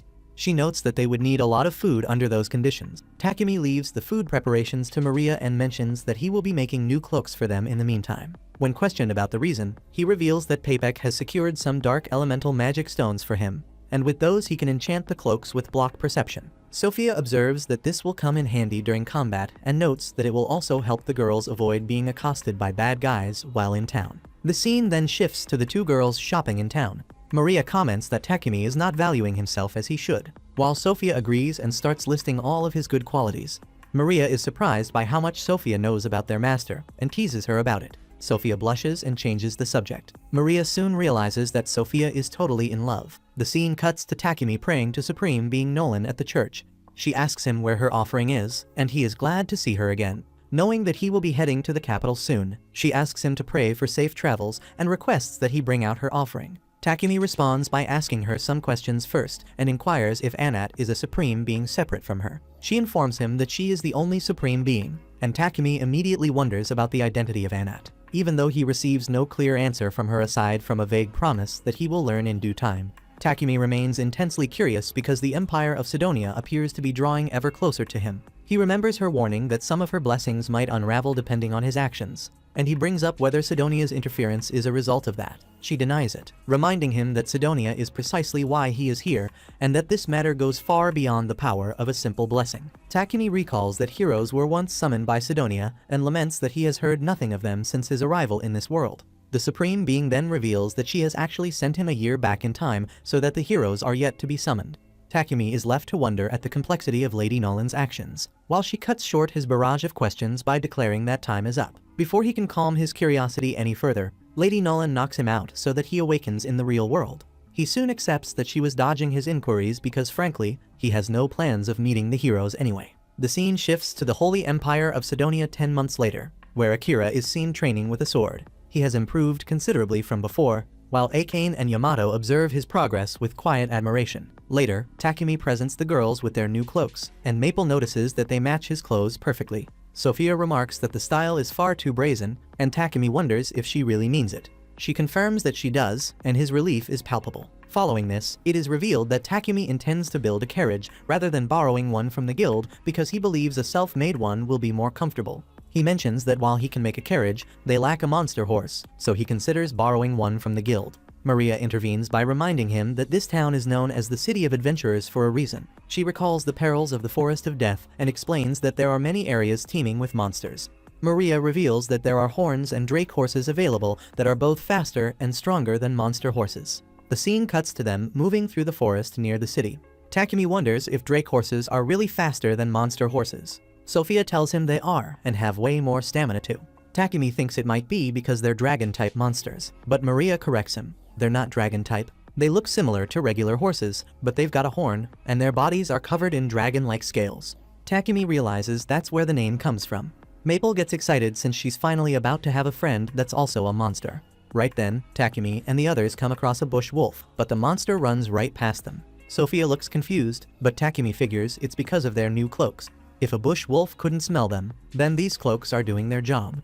Sophia pulls hers off, saying they need to fight to train and get stronger. The scene shifts to her taking down a boar. Maria thinks they've got some extra meat now. Maple urges them to hurry. Takumi spots a dead treant and decides to take it since he needs treant wood for the carriage. He was planning to buy some from Papik anyway. Maple gets impatient, telling them to move faster, but Takumi and the rest keep cutting meat and gathering wood. Frustrated, Maple takes off on her own, hopping through the forest. She notices a lot of dead trees around and senses something ahead. She finds a wounded drake horse. It attacks suddenly, but she immediately dodges. It reminds her of when she was injured and Takumi helped her. She tells the drake horse her master is amazing at healing. Right then, giant ants show up. She realizes these things are what hurt the drake horse. She binds them up with her threads, and the drake horse finishes them off. She turns to go call Takumi, but more ants surround them. She weaves layers of thread into a barrier, holding them back. However, the ants start ripping through the barrier, and Maple tries reaching out to her master with her telepathy. But she ain't getting nothing back. She's wondering if he's too busy chopping wood to even notice. She hopes he ain't straight up forgotten about her and left for home. Meanwhile, the drake horse drops unconscious. At the same time, the ants keep tearing at the barrier, and Maple starts crying, thinking about her master.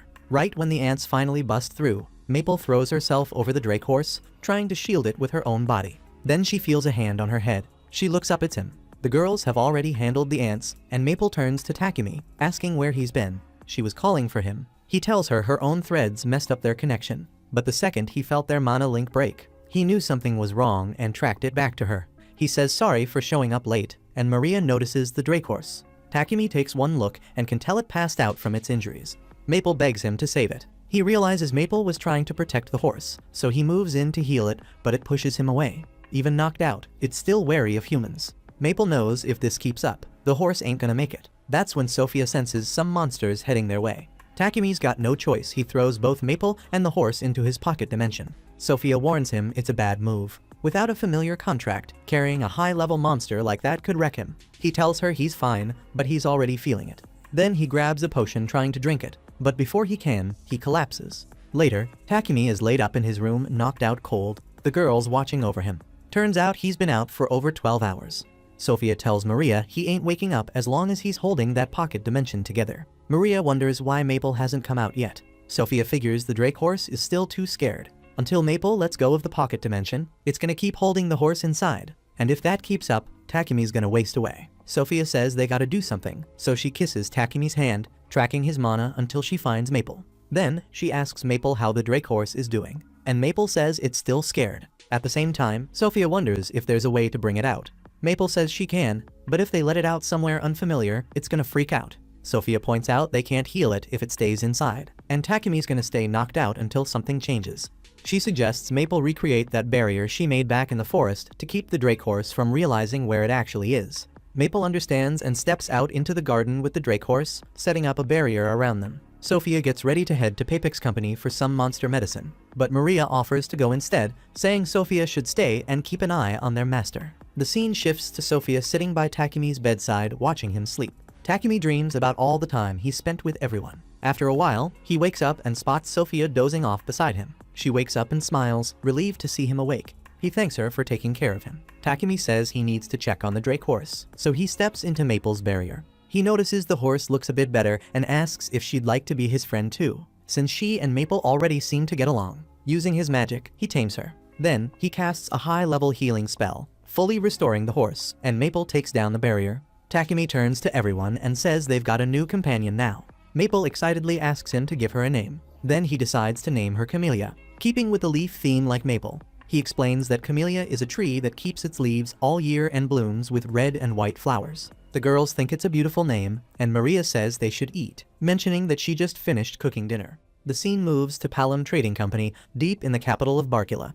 The owner is trying to sell off a beastman slave one that can use magic. Should have been a big deal, but the buyer ain't biting. He sees the girls got something rare, but he ain't paying for potential. Tells her to show what she can do with that magic. She stands there, voice steady, but unsure, saying she's gonna study hard and prove herself useful. But that ain't what he's looking for. He needs someone who can pull their weight now, not later. Without another word, he turns away and walks off. Reva's face falls, disappointment hitting hard. The owner tells her not to let it get to her, says the right master will come along sooner or later. Later that night, Reva sits alone in her room, lost in thought. A few years back, she was with her family, struggling to get by. They didn't have much, but they had each other. She left for the city to make some money, promised her little brother she'd send something back, but she ain't been able to do nothing. Scene shifts over to Takumi's mansion.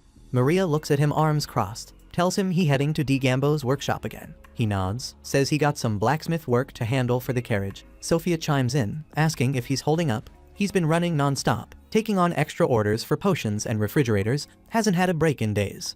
Maria tells him to slow down, think about his health. He waves her off, says he's fine, then heads out the door. At the guild, Takumi walks in and catches some folks talking something about a creepy creature. He turns to the receptionist, asking what's going on. The guy explains they've been getting reports about some strange creature lurking on the outskirts of town. No attacks, no damage, but folks don't trust it. He slides a sketch over the counter, and Takumi takes a look, his eyebrows lifting. The receptionist glances up, asking what brings him in. Takumi leans in slightly, saying he's here to register a new pet. The guy perks up, says he's seen all kinds of pets. Nothing surprises him anymore. But when Takumi brings out Camellia, the whole guild goes dead silent. People whisper, eyes darting between Takumi's pet and the sketch. It's the same creature folks been talking about. Seeing this, the guild master pulls Takumi aside for a talk, while at the same time, we catch Sophia wandering through town. She remembers pulling up to the Mulan Trading Company, asking for someone who could help Takumi with his work, but nobody fit the bill. Mulan did say she'd check with her trader contacts, and Sophia appreciated that. Then out of nowhere, Mulan mentioned how she'd changed since signing that contract with Takumi. Now in the present, Maria runs into Sophia. Sophia asks if she's wrapped up her shopping, but Maria shakes her head, says she still has to hit the butcher. She brings up how Takumi's been looking drained lately, like he's running on fumes, so she wants to make sure he's eating right. Sophia wishes she could take some of the weight off his shoulders, but alchemy's not her thing. Maria, on the other hand, says she's gonna step up her game in the kitchen. Sophia figures she should lend a hand, but Maria waves her off. She doesn't want her taking away the one thing she does. Sophia doesn't mind, but Maria picks up on something. She narrows her eyes, tilting her head slightly. Something's different. Hearing it again throws Sophia off. She asks what changed, and Maria tells her face looks softer now. Sophia blushes, then quickly flips the conversation, saying they should go scoop up Takumi. They head to Gambo's workshop and find Takumi knocked out cold. Gambo shakes his head, says the guy worked himself straight into exhaustion, passed out in the middle of everything. If he keeps this up, he's gonna crash hard. Later, Takumi finishes putting together his new carriage and tells Camellia to sketch it. He plans to take it for a test run, but before that the girls check it out and realize it ain't even a carriage. It's a full-on moving house, with rooms, bathrooms, the whole setup. They go for a ride, and even though the outside shakes, the inside stays smooth as butter. Takumi asks Maria what she thinks, and she's into it. But then she throws out an idea: he should slap some blades on the sides. He asks why, and she just grins, saying it'd look badass. After letting Camellia cruise around town in the carriage for a few days, her stats leveled up.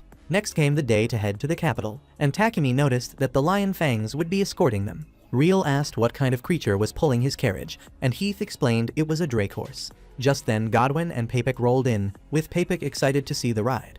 He asked Takumi if he could take a look inside, and Takumi was cool with it. Papik stepped in and was blown away, shocked that Takumi built the carriage himself. Takumi confirmed he did, and Papik pressed for the details on how he pulled it off. He got super hyped, even saying he would pay for something like that. But Godwin stepped in to calm him down. Papik apologized, and Godwin remarked that the carriage was badass. Godwin said he would feel lucky to have a carriage like that, and Takumi realized Godwin wanted one made for him. Godwin mentioned he could shell out as much as 100 platinum coins damn straight, and Takumi was stunned by the price, thinking it would equal 1 billion yen. They set off for the capital, and on the way, Godwin noted that Takumi had made huge contributions to his domain. He declared that he was about to take on an even bigger role and become known far and wide, a view his butler shared.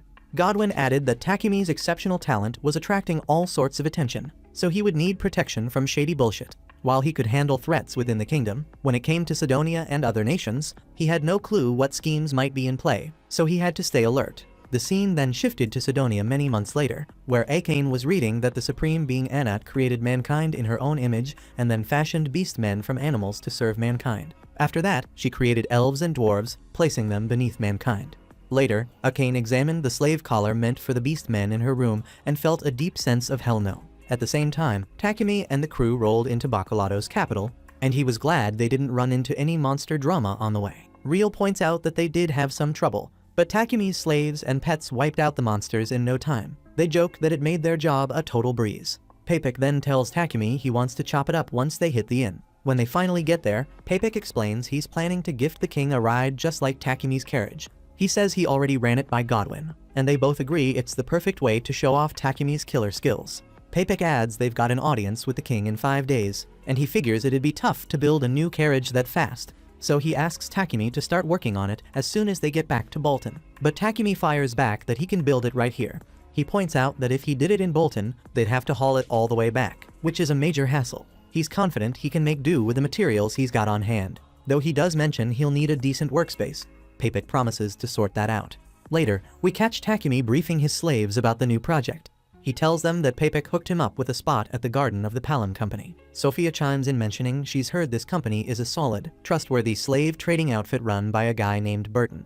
She insists he needs some extra help with his work. Maria points out that Takumi barely caught a break before this trip, and now he's cranking out production non-stop, a move that's reckless even for him. Takumi just shrugs, saying he's not really tired. Sophia, excited about heading to a slave trading company, asks Takumi to pick up another slave. He insists that the two they've got are enough at first, but Sophia keeps pushing since the pair can't help him out with alchemy. Eventually, he agrees to buy another slave, and they make it clear that the new addition has to be a woman damn straight. The following day, we catch Takumi at the company asking Burton for a slave who can back him up with his alchemy work. Burton drops that he's been hearing rumors about Takumi using alchemy to whip up a carriage made from mithril and adamantite, and he figures Takumi's gonna need someone with real magical chops. Meanwhile, over in the company garden, Maria and Sophia realize they've lost track of Maple. Maria's seriously worried cause Maple mentioned she wanted to explore the company's buildings. Sophia decides to go looking for her and heads into one of the buildings. She can't find her at first, and just then she hears a scream and rushes over. She finds Maple and notices Reva is totally freaked out by her presence. Maple tries to calm Reva down, but it doesn't do much, so Sophia steps in, helping her up and soothing her. While picking up Reva's book, Sophia notices it's really old. Reva explains it's an encyclopedia on Arnold-style alchemy, the best way to get the basics down. Later, as Sophia's heading back to the garden, she bumps into Takumi, who pulls her along to meet a slave candidate. They soon learn that the candidate is none other than Reva, and Burton makes the introduction. Takumi fills her in on what he's doing, and Reva's thinking she's got to nail it this time. He asks if she's into alchemy, and she says she is, but then she remembers what her last buyer said, so she clams up cause she's still not that savvy. Sophia then lets Takumi know that Reva's been picking up magic on her own here. She even saw her with an alchemy book earlier. Trying to remember the name of the book, both Reva and Takumi blurt it out together. They're both hyped about the book, and seeing that, Burton and Sophia figure they're clearly cut from the same cloth. Takumi then sketches an alchemy circle on paper and asks what it's for. Reva manages to guess that it's the alchemic circle for spinning sweets, but since it's a bit different from what she knows, she gets second guessing. Before long, she breaks down in tears wondering what to do, and tells Takumi she's clueless. She admits this isn't the sweet spinning circle they use back home and thinks she's gonna get rejected again, but Takumi reaches out his hand, welcoming her into his crew. Reva's caught off guard. She couldn't figure out the alchemic circle Takumi asked her about, but he tells her she kinda did, at least enough to know it's for spinning sweets, so it's all good. He explains that it doesn't matter if the materials are different, and it's impressive she picked up on the circle so fast. She hesitates, then asks if he's really taking her in. When he says yes, relief washes over her. She finally has a master. They seal the deal with a contract, and Takumi tells her she'll be getting daily wages from now on. Without missing a beat, Reva asks him to send all her wages home. Takumi blinks, caught off guard, noting that she means all her wages. Without hesitation, she nods, knowing her family's dirt poor, and the only reason they've gotten by this long is because she sold herself into slavery, but she also knows that money's running low. She's not about to let her little brother grow up starving, and she sure as hell doesn't want her mom struggling any more than she already has. Takumi tells her she'll never buy her freedom if she keeps sending everything back. But before he can say more, Sophia cuts in, telling him to respect Reva's choice. One day, she'll be skilled enough to stand on her own, and honestly, serving a good master forever doesn't sound that bad. Takumi lets out a breath, nodding before introducing Reva to the rest of the crew. She's glad to meet them. Scene cuts to the Holy Empire of Sidonia in the present day. The Emperor gets the news 3 damn missives, and the Kingdom of Barkula still won't hand over Takumi. He's ready to teach them a lesson, but before he can move, Elizabeth steps in. The heroes are about to be summoned, and she tells him to hold off for a few months, no need to act rashly. He grits his teeth, frustration boiling inside him. Letting this slide doesn't sit right with him. Elizabeth has a different idea rather than force. They'll use faith. Word will spread someone's out here disrespecting the Church of Divine Light. That alone will set the believers on fire. And when that happens, the Church of Divine Light Squadron sure as hell won't stay quiet. The scene shifts to Takumi working on the frame for his new carriage. Reva's watching kinda impressed, thinking it's wild how he's using a complex alchemy circle to pull off adamantite like it's nothing. Takumi just smirks, saying it only looks fancy. He tells her she'll be making circles like this before long. She ain't buying it though. those circles look way too complicated. But Takumi tells her it ain't about being a genius. It's about being excited about alchemy, and she's already got that spark. The next thing, it's the day Takumi's supposed to meet the king. His carriage is done, and some old man rolls up checking it out. He asks if the carriage is his, but Takumi says it isn't. He built it for the king. The old man nods, saying Takumi's even better than people say. Takumi's wondering how this guy even knows his name. Then Papek and Godwin show up running over, calling the old man the king. That hits Takumi hard. He bows, and Papek and Godwin do the same. Godwin says they were supposed to have this meeting in the audience chamber, but the king waves that off, saying he just wanted to thank Takumi without all the formal stuff. Takumi ain't sure what he means by that. Then the king gets real serious. He says thanks to Takumi, they finally got a fix for the sewage problem that's been messing with them for too long. He even bows his head, but Takumi tells him not to do that. The king apologizes, saying normally he'd throw a big banquet, shower him with rewards, maybe even give him a noble title, but that would bring too much attention his way. Takumi don't care about all that. He thanks the king for keeping him safe from Sidonia, and the king just nods, saying it's his duty. Takumi respects that. After getting his reward for solving the sewage issue, he heads out. As he leaves, the king tells his ministers to keep quiet about this meeting, and they lock it down right away. Takumi's influence ain't slowing down, and they know it. Once those magical devices start getting shipped to other nations, keeping his identity under wraps might not be an option anymore. The king's already thinking ahead, saying this is exactly what's been worrying him. He's got no doubt the Church of Divine Light is gonna strike back when that happens. A few days roll by, and Takumi and his crew are back at their mansion. First thing, he buys the place from Papek, making it officially his. Later, he's sitting down with the girls, and he ain't happy about them skipping their wages again. Maria tells him it's fine, he already makes sure they've got food and everything they need, and the allowance he gives her is enough. Sophia feels the same way, but Takumi tries to make them see reason, telling them it's smart to have some savings. Their contracts with him ain't gonna last forever. Sophia ain't worried. She plans to serve him for life, and she's sure he's gonna go before her. When that happens, she swears she'll protect his grave for the rest of her days.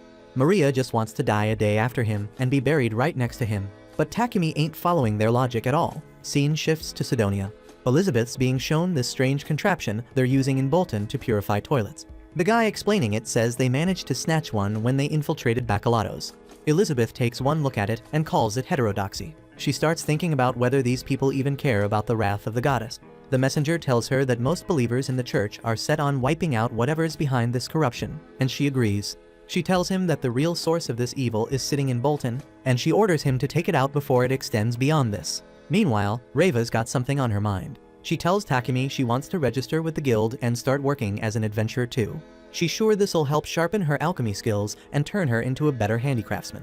Takumi figures it makes sense adventuring helps boost mana, so he goes ahead and gets Reva registered at the guild. She's hyped about it, thanking Hans for helping her send her reward money home for cheap. Hans just shrugs, saying it's nothing special. Adventurers do it all the time. Then he asks Takumi if he's picked a party name yet, but Takumi hasn't even thought about it. Hans tells him he should, since his group is already considered top tier in the guild. Takumi ain't sure they even need a name. He's not trying to go pro as an adventurer. He points out that they're nothing like Lion's Fang, who have clear role divisions. Compared to them, his crew is just a bunch of misfits rolling together. He adds that things might be different if he could fight on the front lines, and that's when Barak, who's been listening in, steps in. He tells Takumi he's gonna help with that.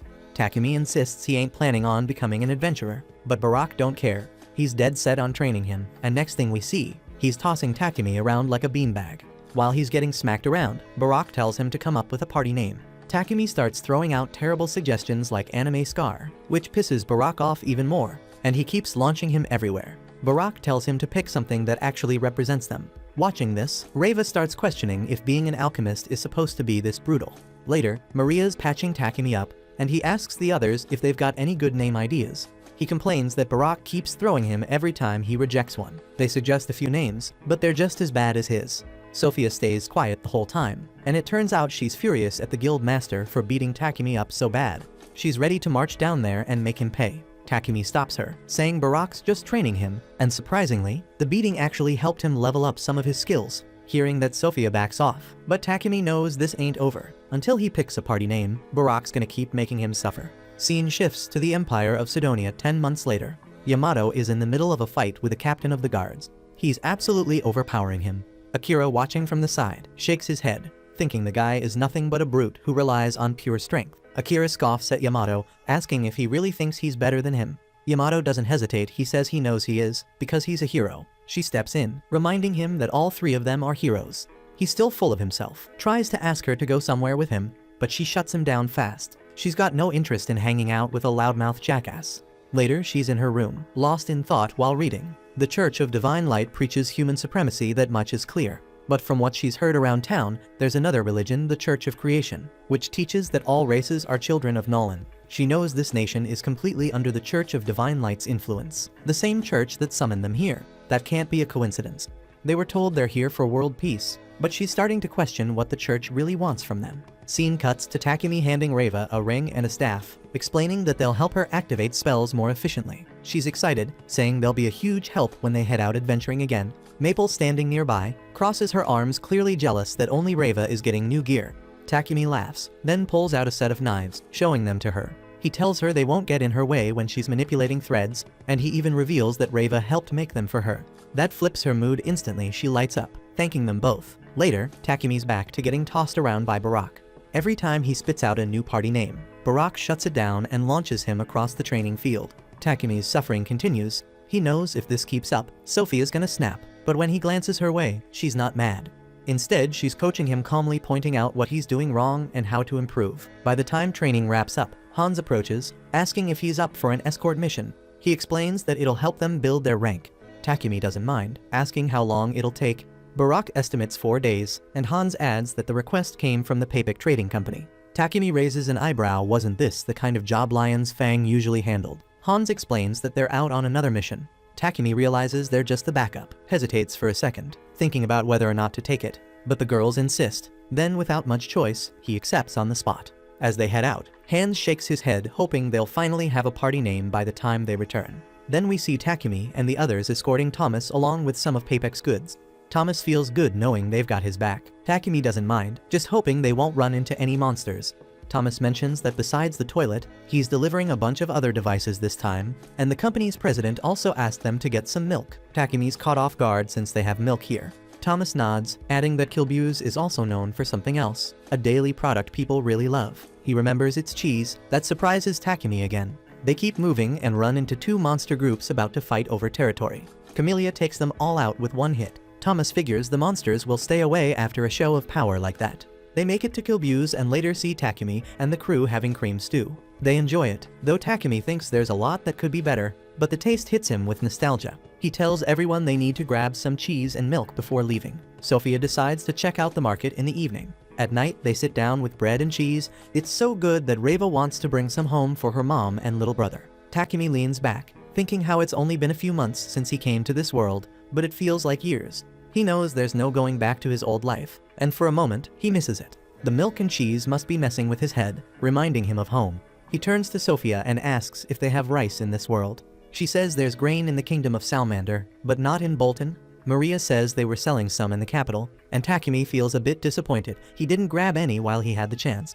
He turns to Sophia, asking if she ever misses her homeland or its food. She shakes her head, saying she enjoys the present more than looking back on where she came from. She talks about spending over 50 years trapped under a curse, but forming a contract with him let her start a new life. It's like he gave wings to a caged bird. She says she's only looking ahead now, not back, and the others agree with her. That sparks an idea in Takumi's mind, and he announces their party's name, Wings of Nolan. He explains that they've all given each other wings, and that's why they keep moving forward. It fits them perfectly. Everyone likes the name, and 2 nights later, they return to Bolton. As they step into their mansion, Takumi picks up on something in the air, paralyzing poison.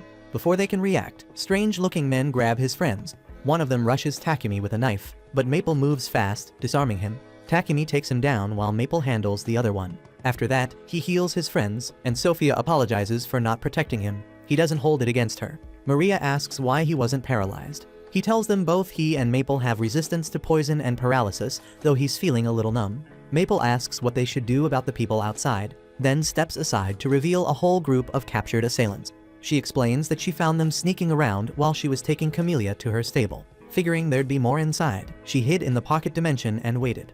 Sophia thinks this attack wasn't random. She suggests reaching out to the guild for help. Takumi nods and tells her to bring Barack from the guild. Later, a carriage takes the attackers away, and Barack tells Takumi he should report this to the Lord. This kind of trouble isn't something to ignore. The next day, Takumi pulls up to meet Godwin, who breaks it down for him. Those assassins from last night weren't just some random thugs. They were from the Divine Light Squadron, a bunch of fanatics so extreme, even the Holy Cydonia Empire thinks they're unhinged. These people don't wait for orders. They take out anyone they believe is messing with the Church of Divine Light's teachings. That hits Takumi hard, was hoping they were just some desperate thieves, but these were real assassins. Godwin doesn't even hesitate, he knows exactly why they came after Takumi. It's all about those magic toilets. Before Takumi came along, the priests were the only ones who could purify toilets with holy magic, making stacks of money off the process. Now, thanks to Takumi's invention, their golden ticket is gone, and they want revenge. Takumi thinks about going off the grid for a while, but Godwin and his crew shut that idea down quick. They tell him he's safer under their watch, where they can protect him properly. The guildmaster brings up another issue, Takumi's safety while adventuring. Takumi figures he'll take a break, but the guildmaster won't hear it. His party is one of the top 5 in the city. There's no way he's letting them sit this one out. Sophia steps up, promising Takumi she'll protect him no matter what. Between her and the guildmaster, he gives in and agrees to keep working. Later on, Takumi rolls up to the Adventurers Guild to register his party name, Wings of Nolan. The receptionist takes one look at it and calls it flashy. Then he drops another bombshell. Word's already spreading about assassins being sent after Takumi, and a lot of people think there's a big bounty on his head. That night, Takumi fills the girls in on what he heard, worried that bounty hunters might start showing up soon. It eats at him, knowing he's putting them in danger, but they don't flinch. They tell him straight up they'll protect him with everything they've got. That gives Takumi some relief, but he doesn't want them or the knights wasting all their time guarding him. He needs a better solution. That's when the idea hits him, he'll set up a magic barrier around the house, keeping out anyone who isn't registered with it. To make that happen, he needs a magic device, and he tells Reva he'll need her help building it. But that's just one problem solved. He knows they'll still be out in the field, facing whatever dangers come their way. Sophia throws out an idea, they need a tank in the party. But before Takumi can even think about it, all the girls shut it down quick. No guys allowed. They want his harem growing, not the party filling up with some random dude. Takumi rolls with it, but he's got no clue where to find a female tank or attacker. Sophia suggests hitting up the goth slave trader Mommy, saying that's the best place to start. After that, the girls head to bed while Takumi stays up, working on the magic circles for his safety device. By morning, he's getting ready to start with Reva's help when Sophia steps up, wanting in on the action too. He puts both of them on engraving alchemy circles into metal plates while he sprinkles pixie dust over them. Right then, they spot Maple riding Camellia, charging at huge silk dolls, treating them like enemy golems. Reva mentions that golems fall under alchemy. Takumi already knows that, but their cores are crazy complex, so he hasn't tried making one yet. Reva suggests that a golem would be the perfect tank for their party. Takumi agrees, but knows he doesn't have the skills to pull it off. He focuses back on the barrier device, and as soon as he links everything together, his mana manipulation skill maxes out and evolves into spell control. That flips a switch in his mind. If he levels up spell control, he might just be able to make golems after all. At the same time, over in Cydonia, the Emperor finds out the Divine Light Squadron got captured before they could even take themselves out. That complicates things. His daughter Elizabeth steps in, telling him they've got bigger plans to focus on instead of wasting time on one guy. The court mage reports that they've set up an ancient magic circle to summon heroes, but it'll take a couple of months to gather enough magic power to make it happen. Back with Takumi, he starts experimenting with alchemy to create a golem's core, but he's still not there skill-wise. Maple, watching him struggle, throws out a wild idea, taming a golem instead of making one. That thought sticks. Takumi runs straight to Sophia, asking where they can find golems. She breaks it down for him. Stray stone golems can be found in ancient ruins, and iron golems show up in dungeons. That catches him off guard. He didn't even know dungeons were a thing here. If they're gonna get a golem, he wants an iron one. Sophia warns him that heading into a dungeon without a proper tank or attacker is reckless. But Takumi isn't trying to wait around. He takes his chances, leading his party straight into the dungeon. Before they even reach the dungeon, they run into a giant stray stone golem. Sophia tells Takumi that if they want to take it down, they have to destroy its control core. But Takumi isn't trying to do that. That core is exactly what he needs. The golem suddenly locks onto them, turns around, and both Takumi and Sophia hit the ground to dodge. Its eyes light up, and Sophia warns him that fighting this thing is too risky. Takumi isn't backing down. If they can take it, they'll have a solid tank for their party.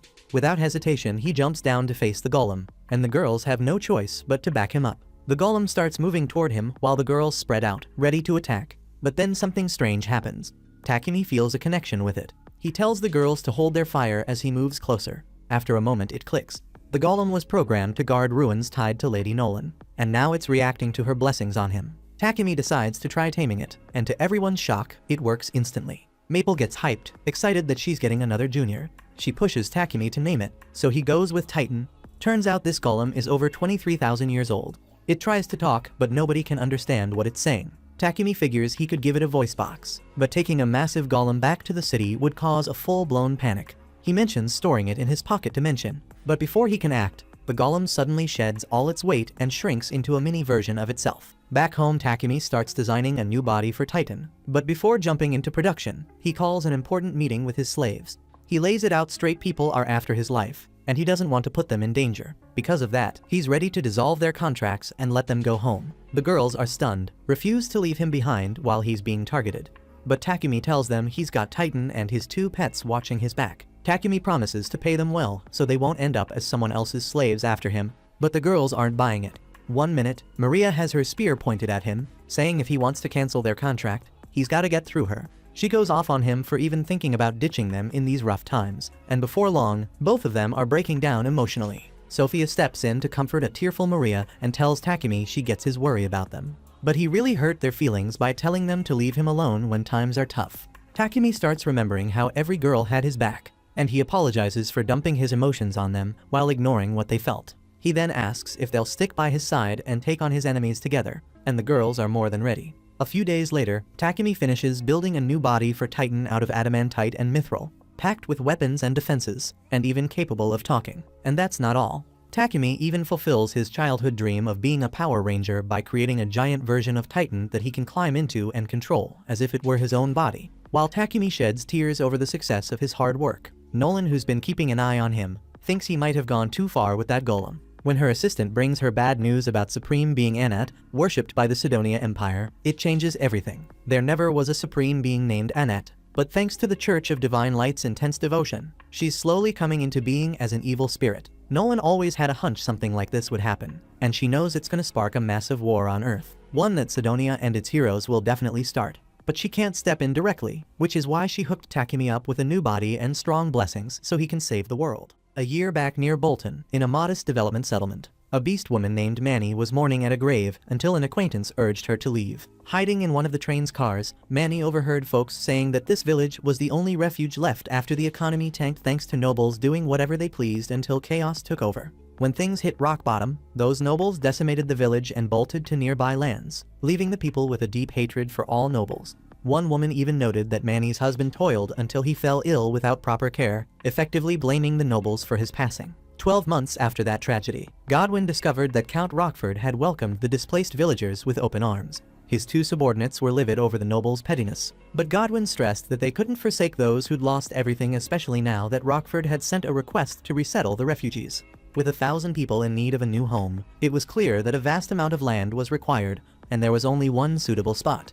The catch was that this territory was infamous for its roaming monsters, and clearing them out would be a tall order. But they had no choice other than summoning the one person who could handle it. Shifting gears, Takumi reckoned it was a smart move for the Wings of Nolan to tackle a dungeon challenge. Upon reaching the labyrinth's entrance, Takumi mused that it had been ages since he'd wanted to explore such a place. Out of the many dungeons available, they settled on one ranked as the second toughest, the Beast King Forest, a mysterious underground realm featuring vast skies and woods despite its hidden location. Inside, even though they were outnumbered, the monsters proved far stronger than those found outside. Fortunately, Maple was a major asset in picking up enemy movements, giving the crew a chance to launch surprise attacks and defend effectively. Furthermore, thanks to Titan absorbing the brunt of the attacks, the Wings of Nolan were able to defeat the bosses on each floor one after the other and scoop up the treasures they dropped. After a long day of exploring, the crew finally reaches the final floor, and everyone's hyped about how far they've come without taking much damage. Takumi credits their good fortune to dodging traps. No sooner had he finished speaking than he stepped on a hidden panel that sent a massive iron ball rolling after them. They sprinted hard and managed to escape the threat. Once safe, Maple wonders why Titan didn't smash the iron ball, and Takumi explains that Titan followed his order to retreat without hesitation. In the midst of their discussion, one of the available exits mysteriously seals off, forcing the group to take the only remaining route. Takumi senses that they're being funneled into a grim spot. At that moment, an S-rank Earth dragon slithers out of the shadows, leaving Takumi wishing he had brought the Great Titan along to handle the creature. The ensuing battle heavily favors the dragon, as the Wings of Nolan struggle to keep pace with the beast's relentless assault, keeping them on the defensive. Seizing a brief window of opportunity, Takumi commands Titan and Maple to grab the dragon's tail to prevent it from being used against them. Titan complies while Maple ensnares the tail with a binding web. Sophia then drives her spear into the creature's limb, followed by Takumi unleashing his wind cut, Reva launching a barrage of fire, and Maria striking with her fire lance. At his cue, Titan summons the Light of Judgment, and the combined assault makes Reva think the dragon is finished. Though Takumi knows that wasn't enough. The winged beast then rises from the ashes and spits fire at Titan, dealing devastating damage. Amid the chaos, Sophia spots the enemy's vulnerable flank, so Takumi calls on Camellia to charge in with a powerful headbutt. Moving in, Takumi charges his sword with electrical magic and hurls it at the dragon, which vaporizes instantly, sealing the victory for the Wings of Nolan and claiming the final treasure along with the dungeon itself. To cap it off, Camellia unexpectedly evolves, growing in size. Scooping up a fragment of the dragon from the ground, Takumi envisions crafting some truly intriguing creations with the material. Right after returning from the dungeon, Takumi gets called in by Godwin. During the meeting, Godwin brings up a stretch of untamed land in the southern part of his territory, a wild zone where no one lives because dangerous monsters roam free. He explains that, in the past, the kingdom of Triaria tried to invade this area, but not only did they lose, their kingdom suffered a steep decline afterward. Takumi mentions he's heard the region is packed with untapped adamantite and mithril, and Godwin sees this as the perfect opening to pitch a project. He suggests that Takumi set up a development settlement on the land. After all, Godwin recalls how Takumi quickly built a sturdy wall around Board Village, proving he's more than up for the task. Godwin's aide adds that about 105 miles south of Bolton, there's a river and a spring, a promising spot for a settlement since the water source is a big plus and it's far enough from the monsters. Sophia, worried about her boss's current predicament with the Divine Light Squadron on his tail, notes the timing is rough. Godwin apologizes for the delicate timing, but insists there's a solid reason to rush this project. A year ago, a settlement had to be abandoned when corrupt nobles halted its development, leaving residents homeless and turning them into refugees now being cared for in Bolton and Rockford. The plan is to build new homes for them as quickly as possible. Takumi takes on the mission without hesitation. He can't stand by and let people be left homeless, especially since he himself was in that situation a year ago. The people of Board Village had always welcomed him with open arms, and he feels the same duty now. Later on the mission, Takumi turned down an offer for a nightly escort, so Nolan's wings headed solo to the development area, a place blessed with abundant water and a favorable environment. The crew erected walls using earth magic, dug deep moats around the fortress, and then set up internal roads, aqueducts, and timber groves while clearing out nearby monsters. After making solid progress, Takumi asked Sophia to head back to Bolton to round up the new settlers for this region. Sophia arrives and relays the news, and Godwin can hardly believe the settlement is fully prepared to take in inhabitants after only 10 days of construction. The convoy carrying the refugees sets out, and folks talk among themselves about being sent to the southern border, likely to that undeveloped land crawling with monsters, where they are destined to perish so as not to burden the nobles any longer. From what they gather, the settlement's operations are in the hands of a man dispatched from Bolton, undoubtedly another wealthy guy who treats the poor like disposable pawns. At the end of the journey, the warriors escorting the convoy are stunned by the massive wall they encounter at the new settlement, and even more so when they see impeccably built houses and a castle at the center of the area.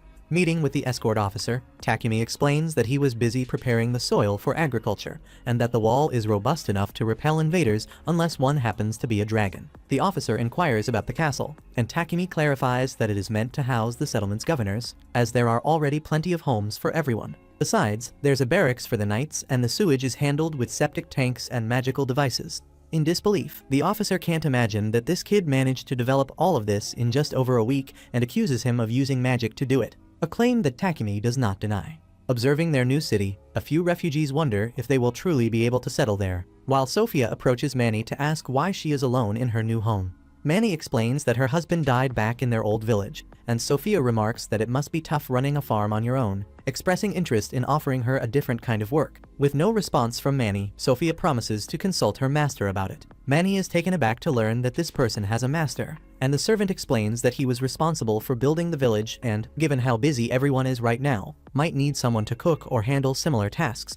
With that, Sophia heads off to speak with Takumi, assuring her that she will return for Manny later. A few hours later, Takumi presents Manny with a job offer. She'd handle his needs in return for a salary to be worked out later. At that moment, memories flood back to Manny of overheard chatter in the train, how to never trust the nobles again, and how her husband lost his life to the rich's greed. With those thoughts weighing on her, Manny turns down the offer, scared that history might repeat itself and lead her into more heartbreak after leaving her old village. In the end, she admits she just can't trust Takumi. Maria chimes in, insisting Takumi isn't what Manny believes him to be, but Takumi himself decides to put that proposal on hold for now. After the meeting, feeling that her words to that noble will bring her nothing but trouble, Manny figures she can't stick around. She's sure persecution, or worse, is coming her way. Perhaps she was brutally honest out of a deep sense of justice, or maybe she was venting the pain inflicted by other nobles, or simply releasing years of pent-up frustration. Lost in these thoughts, she's ambushed while heading toward the forest. Instantly, Maple dashes off to alert his master that a swarm of monsters is storming the area. Takumi quickly meets up with Dorn, the escort officer, and orders that all bridges be raised and every resident secured. According to him, no creature can breach the wall. Nolan's wings will handle any foes lingering outside. At the same time, Manny scrambles desperately for shelter within the wall, only to find she's too late to see the bridge pulled up. Residents later tell Maria that they couldn't locate her, though someone did spot her heading out via the South Bridge. Worried for her safety, Takumi gathers his team, and they all ride out on the Great Titan. Soon enough, Manny finds herself face to face with two monstrous wolves. For a moment, she wonders why she's even there, realizing all too late that she might have been born to meet her end in this very place. Just as the wolves are about to strike, Takumi appears in a flash, rescuing her and dispatching the beasts with his halberd. Afterward, Manny reports that many other monsters are roaming free, but Takumi isn't too concerned that this will turn into a major problem. At that moment, the rest of the team arrives, reporting that all remaining enemies have been eliminated. Takumi teases Manny, proclaiming they truly are the best crew around. Listening to him, she notices his injury and promptly wraps his wound while apologizing for her earlier words. Takumi simply shows his relief that she is unharmed, determined never to let any villager get hurt because he wants a peaceful life for everyone. In that instant, Manny realizes that this young man is nothing like the oppressive nobles she once knew. He comes off as kind and magnificent. Recognizing that turning back is no longer an option, she admits her desire to serve Takumi as she had previously offered. Takumi accepts her without hesitation, and the rest of the team welcomes her as their newest comrade. Back in Bolton, Dorn informs Godwin about Takumi's resounding success with the new settlement. Godwin, filled with pride, wonders if this town might be the keystone they have been seeking. Over in the Sacred Empire of Sidonia, the king receives a letter from the Kingdom of Triaria claiming that out of nowhere, a fortress town complete with a sturdy castle has been erected on the undeveloped lands near the Kingdom of Barkula. The report adds that the knights stationed there came from Bolton and hints that the Alchemist was involved, an act that appears to be an indirect test by Sidonia. Elizabeth orders that the Kingdom of Barkula can no longer be allowed to dominate, insisting that Sidonia must rule the continent alone. The king inquires about her meaning, and she explains that the time for a counterstrike has arrived. Returning to Takumi, he inspects a road, considering its potential as a trade route until Manny arrives with the lunchboxes the master had ordered. Out of nowhere, a powerful surge bursts from within a rock, channeling out through a hole and blasting across the continent with overwhelming force that blinds and terrifies the wings of Nolan far away. Maple remarks that he detected a disturbing flow of mana, while Sophia voices her unease. In that instant, Takumi recalls that Nolan tampered with time when summoning him to this world, sending the Alchemist back a year before the heroes were called, and notes that it has now been exactly 1 year since his arrival, meaning they have finally reached their destination. Amid all this, Akira, Yamato, and Akane materialize in the enigmatic Hall of Sidonia and are greeted by Elizabeth. 3 months after the heroes were summoned and had all reached a rank, Lady Nolan predicted that Sidonia would soon make its move. As anticipated, Elizabeth gathered the heroes for an important announcement. She declared that the moment had finally arrived to introduce the world to its new champions, and that she would be taking them across the continent to showcase their power. While Akira and Yamato were visibly excited at the prospect of venturing out and being celebrated as heroes, Akane, on the other hand, appeared less enthusiastic. Still, she joined in with the group and feigned excitement so that neither Elizabeth nor the king would suspect her true reservations. On Takumi's side of things, the village he built, now called Wedgefort, was thriving as merchants and craftsmen began to settle in and launch their businesses.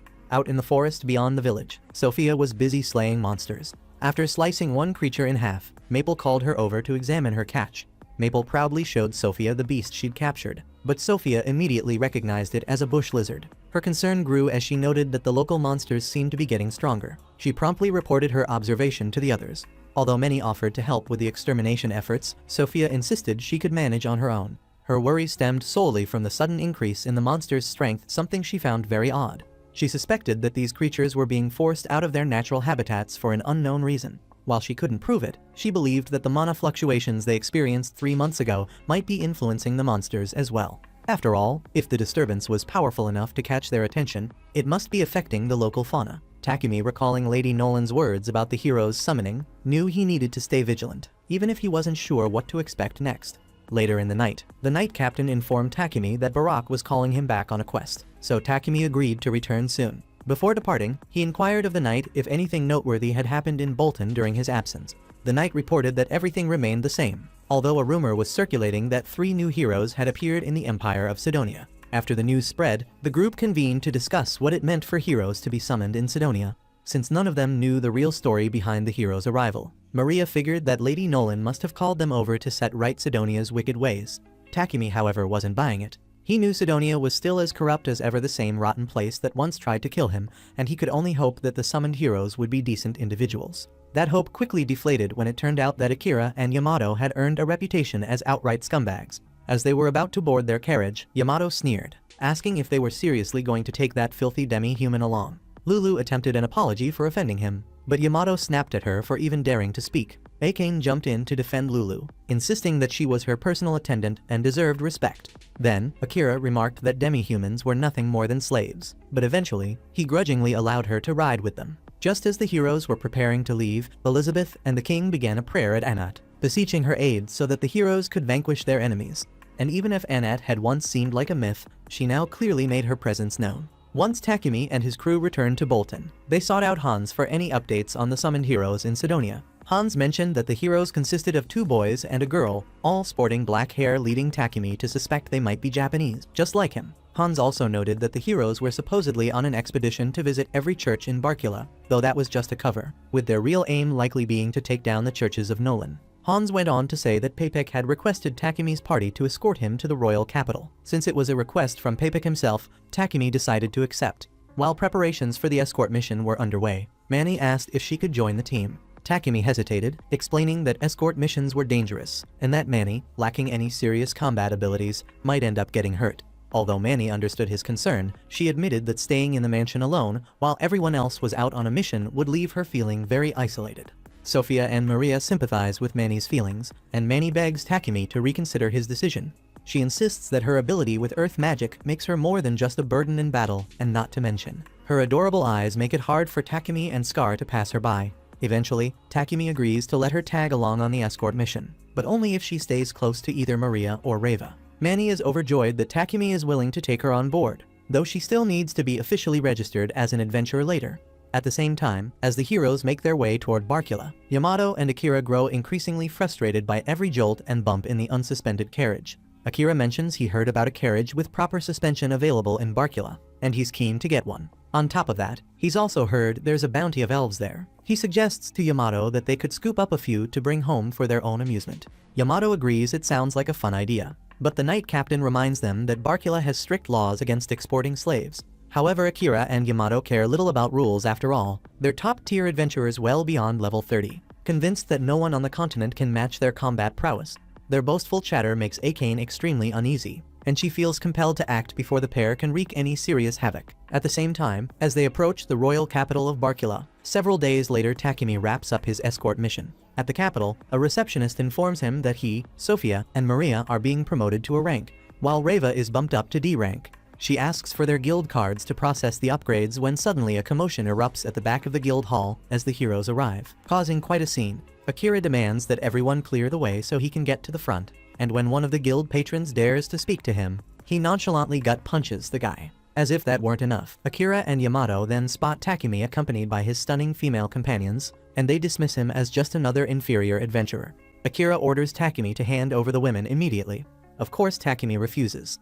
Growing increasingly irritated by their insolence, but still eager to avoid conflict, he tells them to back off. Yet Akira's arrogance gets the better of him, and he draws his sword, charging at Takumi with deadly intent. Takumi smoothly dodges the incoming strike while channeling his alchemy to shatter Akira's sword, and when Yamato lunges at him next, Takumi simply flips him onto the ground like a discarded sack.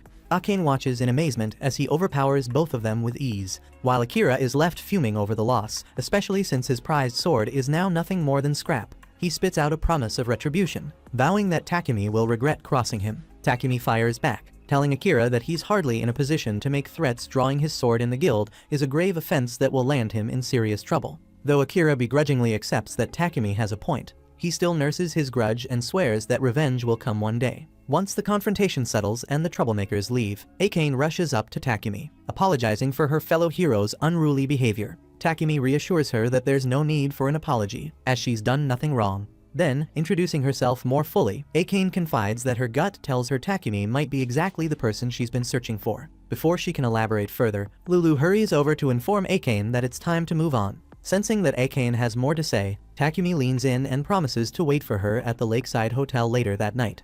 Later that night, Takumi recounts his clash with the so-called heroes to the girls, dismissing the ruffians as hardly deserving of the title. However, he mentions that the woman from their group struck him as genuinely decent, which is why he invited her to meet him at the hotel. Now, reflecting on the situation, he worries that it might not have been the best idea, wondering how Isekai'd will manage to slip away from her Sidonia escorts unnoticed. Sure enough, Isekai'd's cover is blown, and she finds herself on the run from Sidonia guards, with Lulu in tow, all in a bid to reach Takumi. As the guards start to close in, Sophia suddenly appears, swiftly knocking out one guard while Maple hauls the other away. Sophia then escorts Isekai'd to the hotel where she finally meets up with Takumi. With no one tailing them for the moment, Isekai'd gets straight to the point by asking Takumi if he happens to be Japanese. Takumi tries to dodge the question. At first, he can't risk any details leaking to Sidonia, but Isekai'd vows she won't breathe a word. Trusting her sincerity, Takumi admits that he is indeed Japanese and reveals that his presence here is linked to the hero's summoning. His party members exchange puzzled looks. This is the first time they've heard him speak so openly about such matters. Realizing the secret can no longer be kept, Takumi insists everyone promise to hold the truth close. Once they all agree, he launches into the full story of everything that happened before he was pulled into this world. He expected disbelief, but to his surprise, the girls readily accept that he's from the same world as the heroes and is acting on behalf of Lady Nolan. From Takumi's account, it becomes clear that Sidonia is the true villain, and the existence of those fake heroes only complicates matters further. Isekai'd then asks if Takumi believes Sidonia intends to wage war against the other nations. While that remains a possibility, he points out that Akira and Yamato aren't nearly strong enough to start a war on their own. It's more likely that Sidonia plans to use the heroes to stir up public sentiment and ignite conflict. Even if a full-blown war doesn't break out, spreading the influence of the Church of Divine Light would still be deeply problematic. Isekai'd apologizes for dragging Takumi into this mess, but he assures her it isn't her fault. They were all summoned here against their will by Sidonia's machinations. Shifting the conversation, Takumi wonders aloud about Akira and Yamato. Given that they're also from Japan, he finds it hard to believe they were such scumbags before arriving here. He asks Isekai'd why their behavior has changed so drastically. Isekai'd admits she's not entirely sure what triggered the shift, though she recalls that both Akira and Yamato were kind-hearted before their training in Sidonia. Their personalities transformed dramatically after arriving here. Finding this odd, Takumi inquires whether they were ever fed anything unusual. Isekai'd shrugs. She'd never trusted Sidonia from the start. In fact, she always cast purification magic on her food before eating it. Akira and Yamato weren't as proficient with light magic, so there's a chance they might have been drugged and brainwashed at some point. Realizing this possibility, Isekai'd falls to her knees before Takumi, pleading for him to rescue her and Lulu. She feels she can't possibly return to Sidonia. Takumi gently tells her to stop. She doesn't need to beg for his help. After all, he wouldn't dream of abandoning a fellow Japanese girl, so he suggests they head back to his mansion in Bolton for now. After a swift carriage ride, the group arrives back in Bolton. To lift Isekai'd's spirits, Maria cooks up a batch of creamy mushroom and vegetable soup. Isekai'd is amazed. She hasn't enjoyed a dish like this in ages, and the simple pleasure moves her to tears. At the same time, over at Wedgefort, a guard patrolling the wall notices unusual activity in the forest. Upon closer inspection, he realizes it's a stampede of monsters and immediately rushes off to sound the alarm. Back at Takumi's mansion, as the night settles in, Isekai'd and Lulu have already retired for the evening, while Takumi works alongside Reva in his workshop. He mentions that he'll discuss Isekai'd and Lulu's situation with the king later, but for now, they are safe under his roof. Before the night is over, Takumi gathers all the girls around because he has something important to announce.